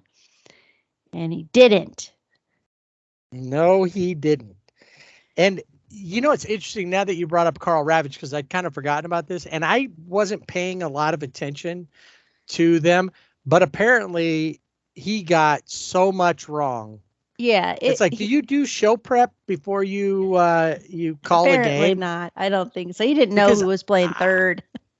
I didn't have any idea how bad it was because I hadn't paid attention. I was watching the game, but I wasn't really listening to him. And then I started seeing a list of everything that he got wrong. And it was he wasn't even calling the same game. He wasn't even in an alternate universe. Well, and nobody, corrects him. They just keep on going. But somebody should have said something. I mean, Charlie Steiner, the Dodgers radio announcer, gets things wrong every once in a while, but not like that. no, there's There's mistakes. It was sloppy. And these are 2 premier teams. This isn't like you were doing the Tigers and, the Nationals. Yeah. Yeah. These are 2 top teams that are going to be battling it out potentially for the West. And this is what we get. Come on. Yeah. Anyway, so he messes that up and continues to mess it up. Mookie hits the home run off a Hader, and so now we're all tied up. The Dodgers stop the Padres in the 9th to go to Zinnings. Zinnings fires up, and wasn't there some highlights to mention in the 10th inning? There was a highlight that I think I have watched many times, and that was James Outman hits a 2-run shot in the 10th to give the Dodgers a 5-2 win. And as Julio Urias said in his post-game interview, he who laughs last laughs best. I can't argue with that. He's right on it. So they end up taking the series. They only lose 1 in the week. So of the 6 games, they're 5-1. And now they get to go to the Midwest to take on Milwaukee. Yeah. They might even play Mike. Ooh, Not sure. maybe. Yeah. Not sure about that. And then they got to do it again. Yeah, they got to come home and face the Dregs again. Yep. But this time at home, so we'll see. Yep. They'll be doing it at home. So we'll see, like you just said, we're going to see how that works out and see if the Dodgers can, what I'd like to see is if Max Muncy can be, he can have that same kind of mystique against teams that start with San. So this whole thing he has about San Francisco, he could have about San Diego. Yeah. I think that would work out. Both ballparks are near water. Mm-hmm. I mean, one's right on it. The other one, when they do an aerial shot, you can see the water because the bay's right there, the Coronado Bay. Right. You can see the bridge. See the bridge and out into the ocean and, maybe even a Navy ship sometimes. Right there across from the convention center and the cruise port and the Hilton. Right across the street there in San Diego and downtown. And to the opposite side, the gas lamp, where they have all of their, we're pretending this is a World Series win parade. Yeah, which happened on Friday. I think that happened on Friday night. Now, before we talk about our players of the week, we got two things we need to address here. Number one, my nightmare from Game 3. Yeah. And an issue of something that happened in Game 1 that it seems like everybody but the person who was actually the shot was taken at had an issue with. Me and him didn't have it. So let's start with that one, Game 1. So the Dodgers lose. And at the end, they're, every team does it on their scoreboards. It says, Dodgers win or Angels win or Padres win. So they got the Padres win thing going.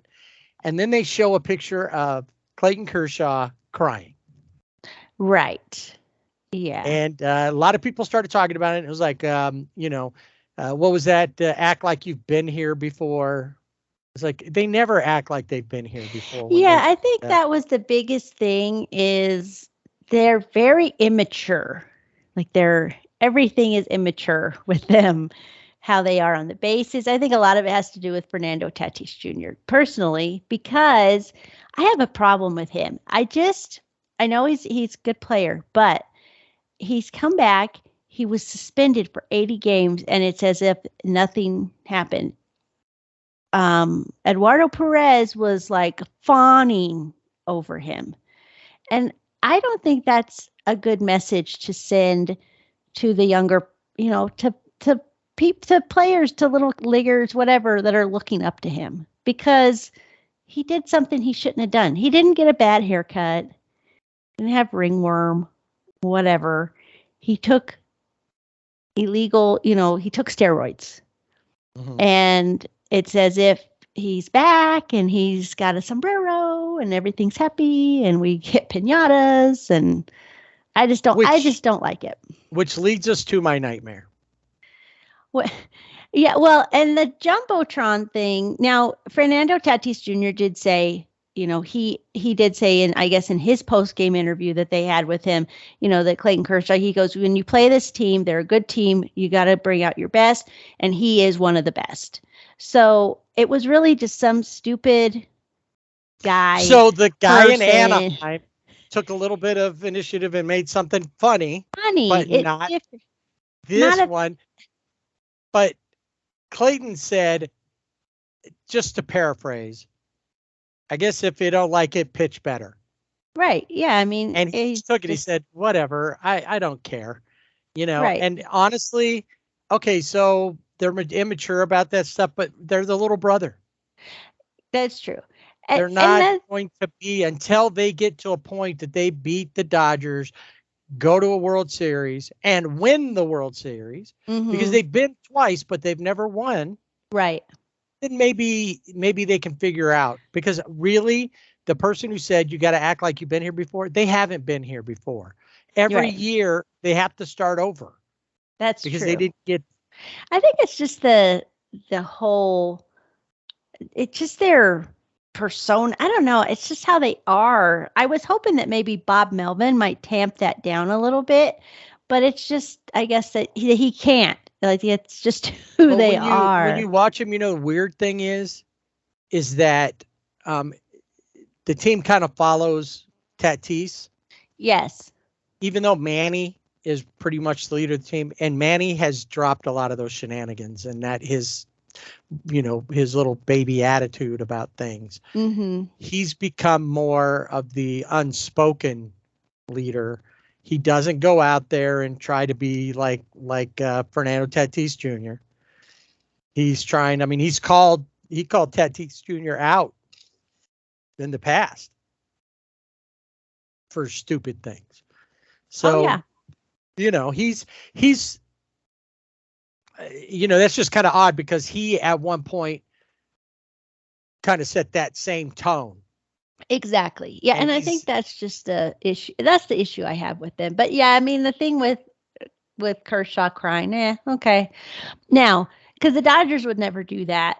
And I think a comparison, I think Dave Roberts, he said, I'm not supposed to talk about this, but his comparison was we would never put Tony Gwynn on the Jumbotron crying, because Clayton Kershaw is going to be, he'll be in the Hall of Fame. And I think he deserves that respect. It would have been different if you put, some other player that's a lesser player up there, put Gavin Lux up there crying, something like that.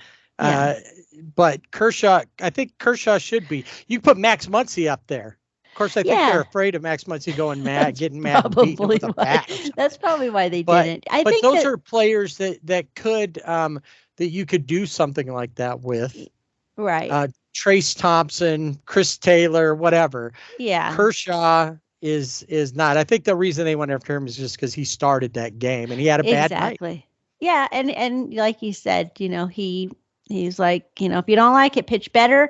But like I said, at the end of the series, Julio Urias was also asked about that, and he did say, like I said, he who laughs last laughs best. Right. And I love it. All right, so Fernando Tatis Jr. is at the center of my nightmare.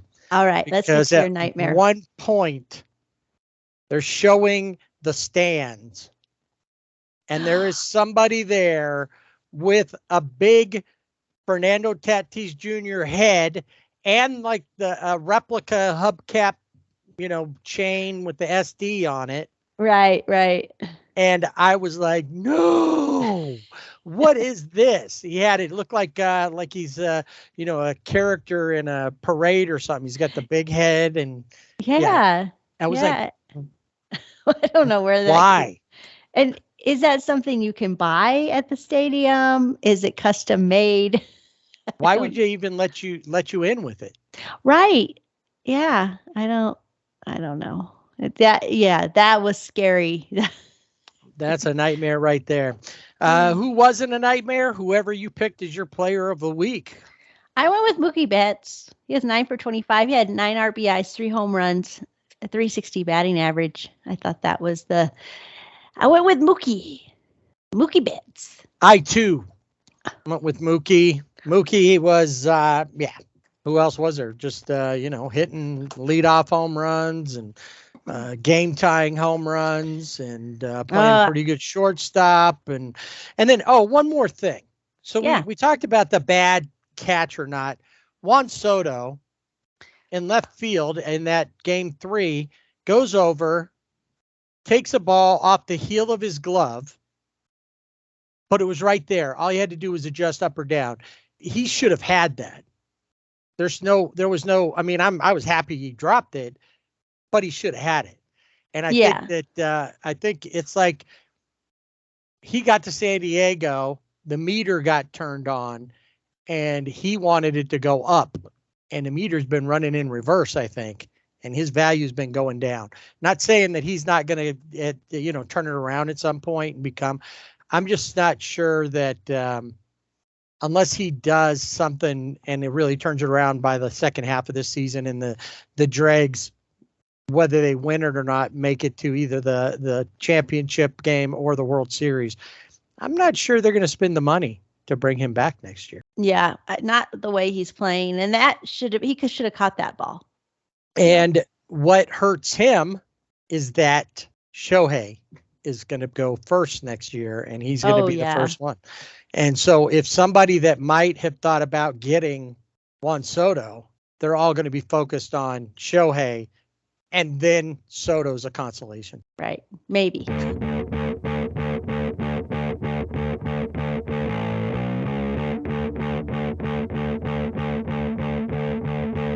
All right. Before we hop into the bullpen cart and take a ride around baseball, we need to take a moment and pay our respects to a great pitcher, Cy Young Award winner, an MVP, 3-time World Series champ, 6-time All-Star.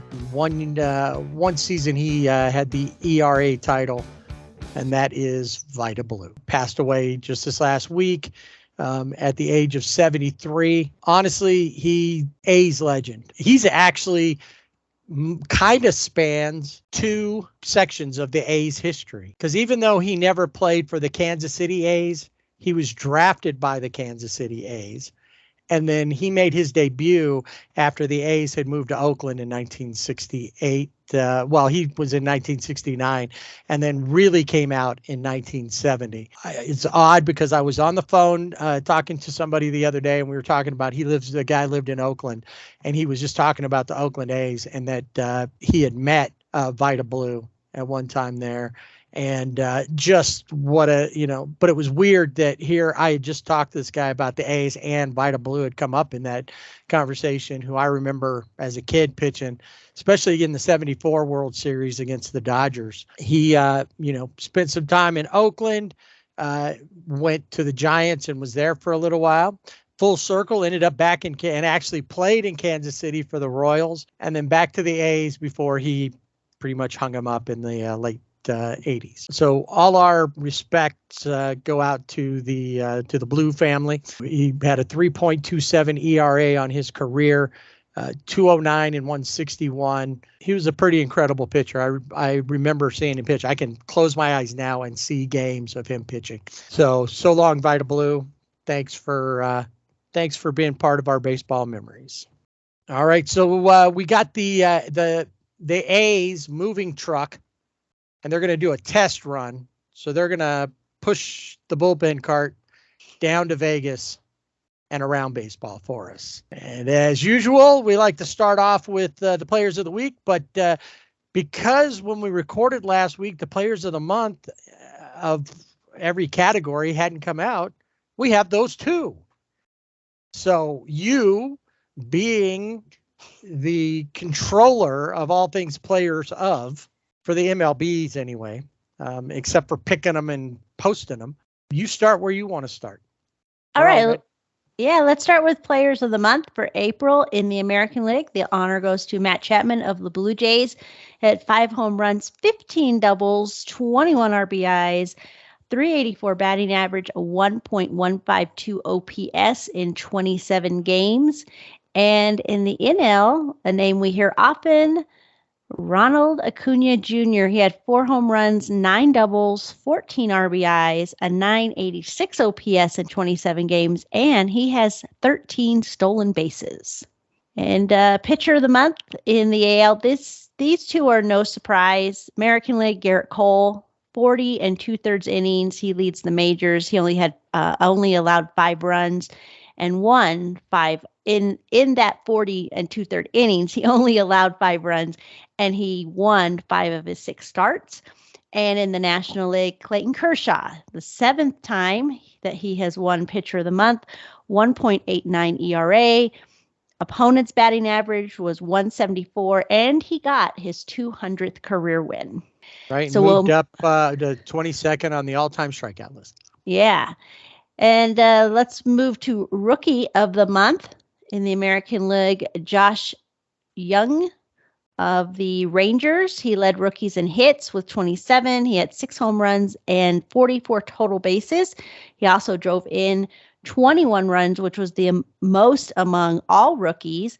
And then this is a guy that we have been talking about often and just made an amazing swing of the bat to help the Dodgers beat the Padres in innings. National League Rookie of the Month, James Outman. He had a 991 OPS, 7 home runs, 20 RBIs, 4 doubles and 3 stolen bases in 29 games. We also have, when we come to players of the month, we also have reliever of the month. And in the American League, that would be Felix Bautista of Baltimore. He had 25 strikes in 13 and 2/3 innings pitched. And this is he wasn't living up to this title, but National League, Josh Hader of San Diego he held his opponents to a .93 batting average. He saved an ML best 10 games, and he allowed only 1 run in 13 innings. So let's hope he doesn't pitch that way in May. Yeah. The Dodgers have to play him again. Also, Exactly. just to go back real quick, I know you're not done yet, but Ronald Acuna Jr., somebody else that's like, I didn't know this, but a lot of the MLB radio experts picking him as their MVP pick for the season. Interesting. I picked his teammate. I guess I've not been paying attention. It's always hard. I think it's hard with Ronald Acuna Jr. You just never know. He's kind of, he's like on fire and then he's not. And they did, he got hit, I think, was in the shoulder. And luckily, it wasn't fractured or anything like that. They thought he was going to be on IL. He wasn't. So, yeah, they got lucky on that one. But he has been, injury prone to a certain extent. So we'll see if it holds true. Will he be MVP? Well, he's moving in the right direction so far. He is. Players of the week in the American League. The player of the week is Masataka Yoshida of the Red Sox. It was 12 for 25, 1.319 OPS, 2 home runs, 8 RBIs, and he extended his hit streak to 16. This is a guy that nobody was really quite sure of because played, obviously in Japan. Shorter guy. He's almost 30. And, was he going to pan out? At first he was not, and now he's on fire. The National League Player of the Week, Sean Murphy of the Braves, 360 batting average, 1.275 OPS, 3 home runs, 12 RBIs, and 3 hit by pitches in 8 games helps you become the Player of the Week. I guess so. It's kind of crazy how great former A's players are doing away from the A's. Yeah. You got Matt Olson and now Sean Murphy both doing well there in Atlanta, and both signed to long-term deals once they got there. And it's been good for them because the Braves, they haven't missed a step. Travis d'Arnaud, who'd been their everyday catcher, gets injured. Sean Murphy comes in. It's like you upgraded. Oh, yeah, totally. Yeah, d'Arnaud had that concussion, and it's a 7-day protocol, but we're seeing, it's a lot longer. And for the Braves, Sean Murphy behind the plate and at the plate has worked out really well. It's weird because we talk about these players of the week, but there is, and I'm sure we'll probably see him pop up in as a player of the week as we go here, Jorge Mateo from the Orioles. And I was thinking about it the other day. At the beginning of the season, there were, I was listening to a game on the radio, on MLB radio, and it was the Orioles and somebody. And then the other day Sunday, I was watching the Orioles Braves on the Peacock game of the week. And Jorge Mateo has just been tearing it up for them. But at the beginning of the season, there was talk that the Dodgers might go after him to replace Gavin Lux when he went down.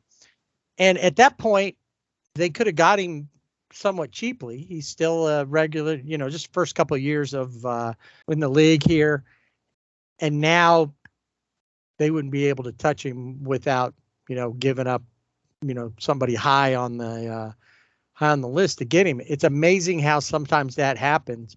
And that he's part of the reason why, along with all the other parts that we've seen that have been developing over the last couple of years, he's helping the Orioles continue to be, if not for the Rays, I think they'd be probably the top of the American League East.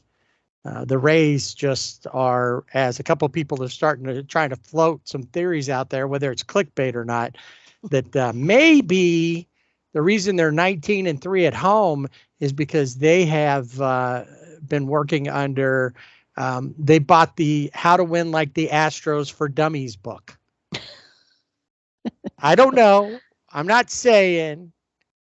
Just it's interesting that people are coming up with that because they're playing so well to start, and so many of their players who are middle of the road players are having right now they're having career seasons for a month. Yeah, for a month. We've seen this happen before where they're there and then by the end of the season they're back where they should be or even less because they started off the marathon too fast. They didn't pace themselves. Anyway, I was wondering about that because I would love to have seen Jorge Mateo there, but then that would have screwed up my my picks for the World Series. That is true. And yeah, Pittsburgh started making me a little nervous this last week when they lost 7 in a row and maybe more because we're not talking about the new week if they may have gone off on one. They were wet and they were playing Toronto. The cool thing for them is they got so far ahead that when they lost 7 in a row, they still maintained their first place standings in the Central. And, if they can keep playing like that, it's going to be good. So hopefully they will remain in the mix there. Few of the other teams when we're looking at the standings, just to take a quick look as of Sunday, really. Toronto's the only team. Toronto's winning 81% of their games right now. And that's pretty incredible. Atlanta, 68% of their games. The rest of them that are at the top, the Rangers are winning 60%. The Dodgers are top on the West at only 58% of their games. Pittsburgh's winning 57% of their games. This is as of Sunday. And then you got, like I said, Atlanta, 68%. So Minnesota's only winning 54% of the games. They're just barely 3 games over 500. Texas at 60%. So there's something going on with Tampa Bay. Regardless of what it is, they are tearing it up. And pretty much everybody's been playing Tampa Bay has been losing. So I didn't really Pittsburgh had to deal with the 2 T's, Tampa Bay and Toronto. But I'm hoping. Yeah, we'll see. We'll see. Keep I it did together. want to bring up the college baseball because there has been a change at the top. LSU has been number 1 for the last 12 weeks. No longer the Wake Forest Demon Deacons jumped to number 1. The Razorbacks of Arkansas moved up 3 spots to number 3. And, of course, LSU is number 2. Let's see here. Stanford went up 3 spots to number 4. But Southern Miss, we talked about Mississippi, but Southern Miss returns to the rankings at 25. But Arizona State, Cal State Fullerton, and Northeastern are all out of the rankings. Wow, Cal State Fullerton, who we made a big deal about last week, finally getting into the rankings for the first time. Yeah. Didn't even last a week. They got 1 week and they were out. They didn't last a week. Yeah. Didn't last the week. Now let me ask you a question. When we picked up and started doing last season, doing the rankings, we got to that point in the season, we started talking about getting ready for Omaha and everything. Yeah. Hadn't the number 1 team been there for quite a few weeks and then they fell out the week after? So is there a curse? Maybe it could be the SRBB just curse? like Arenado in St. Louis, the SRBB curse of Division I NCAA baseball rankings. I know. Maybe. Yeah. It's pretty crazy. As soon as we mention you are falling. You have fallen. And the Demon Deacons, my new favorite mascot. The Demon Deacons of Wake Forest. That's right. Our number 1. We'll see how long that lasts. We'll check again next week. And as we are also getting closer to Brackets will be, out for the tournaments. There's a lot of different tournaments because they're all different conferences. I think the only one that doesn't have a tournament is like the Big West.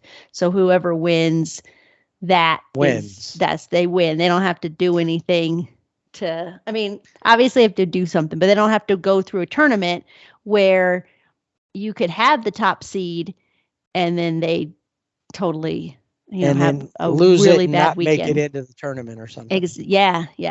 So does the Ivy League have a tournament that you're aware of? I think they do. Is Brown University maybe playing in that tournament? I would guess, since they're an Ivy League school. Right. So the question will be if Olivia Pichardo, who is the first woman to play Division I baseball, who plays for Brown, will be participating in that. I'd assume she is if she's part of the team. She was invited recently to throw out the first pitch for the Boston Red Sox. And I will say that I think she was fired up and maybe a little too wound up when she threw out the first pitch at a major league ballpark. Do you think? Maybe you saw it, right? I did see it. Yeah, it was I know you saw it because you sent it to me. I just remember you sent it to me. I had to see it too. Yeah, you had to see it. It wasn't a good representation. I'm sure she was embarrassed. She came off the mound with her hands over her face. It was not a pretty pitch. But it wasn't like some of the terrible ones we saw. Nowhere near what 50 Cent. Right. I was just going to mention him. You know what? We've seen pitchers in actual games throw where she threw. Yeah, that's true. She was just trying to fire it in, and it ended up from the mound. She threw from the mound and throw a strike, and she ended up throwing. It would have gone behind the batter to a right-handed batter, but it was had good velocity. Yeah. Yeah. The key on a first pitch is that whoever's behind the plate doesn't have to move much. Right. Where the other, and he had to like almost leap to his left to get there. And well, that was it. But hey, she still gets the title of being the first woman to play in Division I college baseball. That's true. So congrats to Olivia. Nobody's asked me to throw out a first pitch anywhere. I know, me and either. Who's to say I wouldn't have thrown it poorly as well? Right. I think that would be awesome to throw out a first pitch. I think that would be really cool. If what would be awesome is if we could do it during a freeway series and we both get to throw out the first pitch. We do it together and see where they go. Yeah, that would be good. I like it. Yeah. So let's see if we can get that happening. In the meantime, you know what will happen though? We'll both be, taking training and everything, and then I'll strain some or you'll strain something, and one of us will end up on the wheel.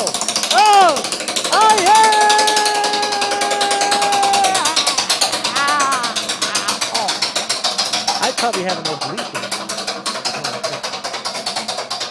Well, an oblique injury, I think, is a lot better than the theme of this week's Wheel of IL.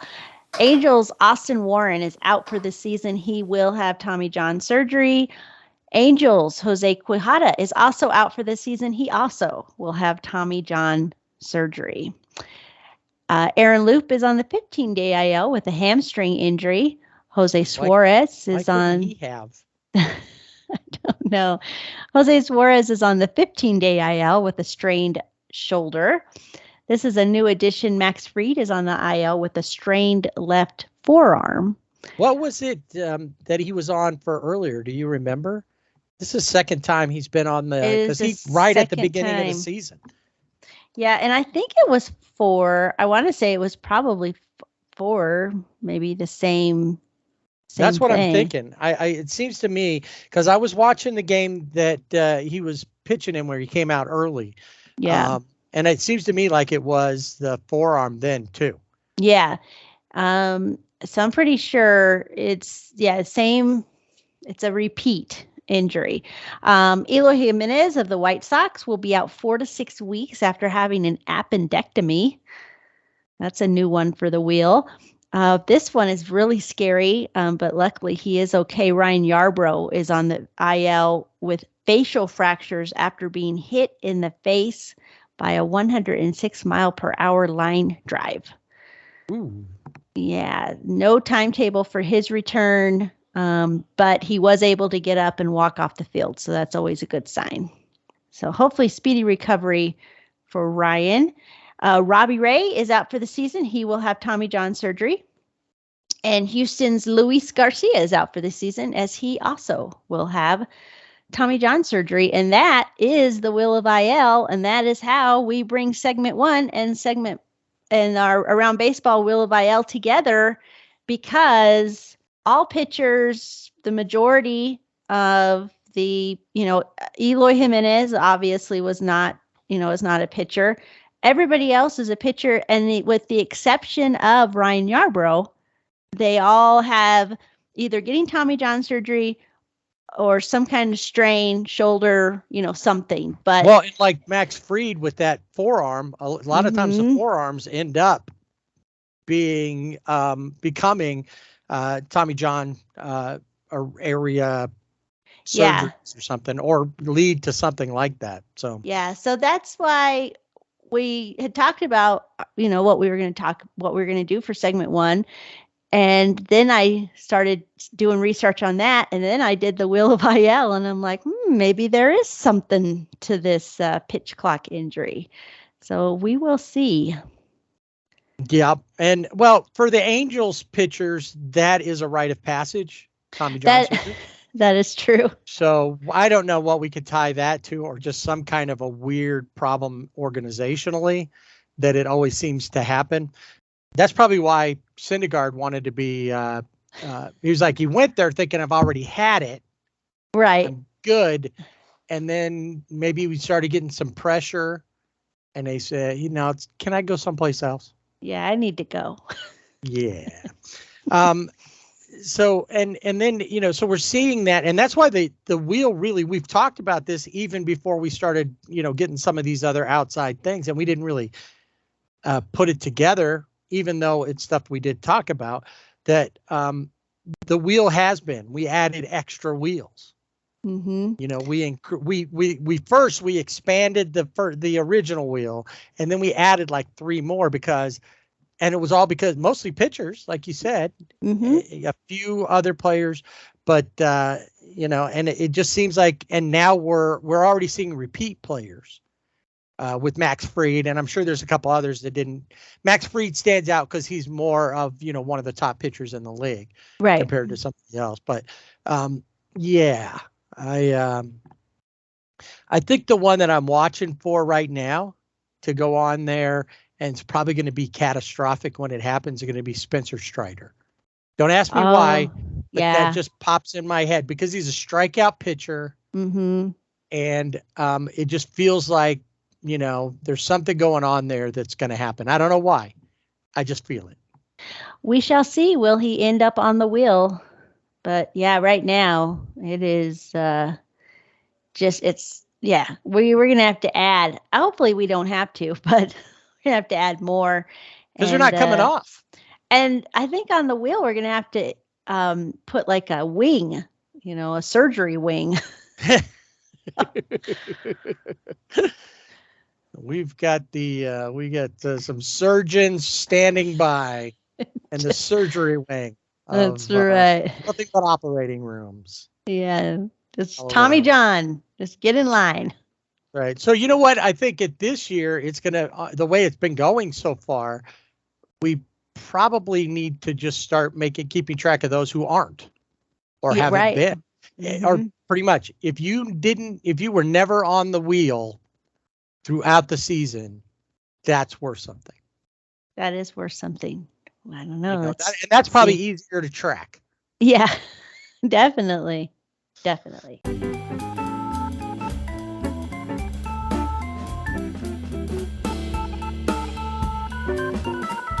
All right, putting the tarp back on the field, getting us ready and protecting the field for next week when we come back and do this all again. Get you some updates on not only the wheel, but what's going on with the Dodgers, the Angels, and maybe even your favorite team as we roam around baseball. Thanks for stopping in with us. Remember, you can find us on our website, siblingrivalrybb.com, where we have our Fanatics link where you can get, hey, Mother's Day coming up in a couple of days here. Maybe do some quick shipping and get mom her favorite jersey from her favorite player, or a hat, or whatever. They got great stuff on all of them. License plate holder, whatever, a decal, whatever mom would like to support her favorite team or support her favorite game. That's the question. Is it more about the game? Is your favorite the game, or is your favorite a team? What's your tie? The game or a team? Good question. Maybe we'll answer it next week. Maybe we won't. But keep asking yourself that question. And while you do it, make sure you need to do some serious soul searching and watch a lot of baseball to determine what you're more tied to, the game or a team. And while you're doing that, in between innings, listen to this episode, last episode from last season, whatever, on SRBB. All episodes. They're all available on all your favorite listening platforms. And you can also get to them via the website that we just talked about. We're on Twitter at Sibling Rivalry BB without the A. And Instagram and Facebook, Sibling Rivalry BB with the A.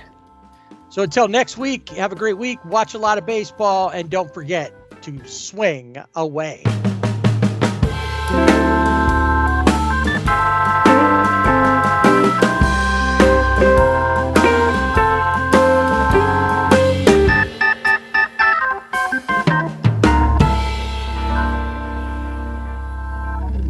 You're out! Crazy is what it is. And yes, Manfred hates baseball.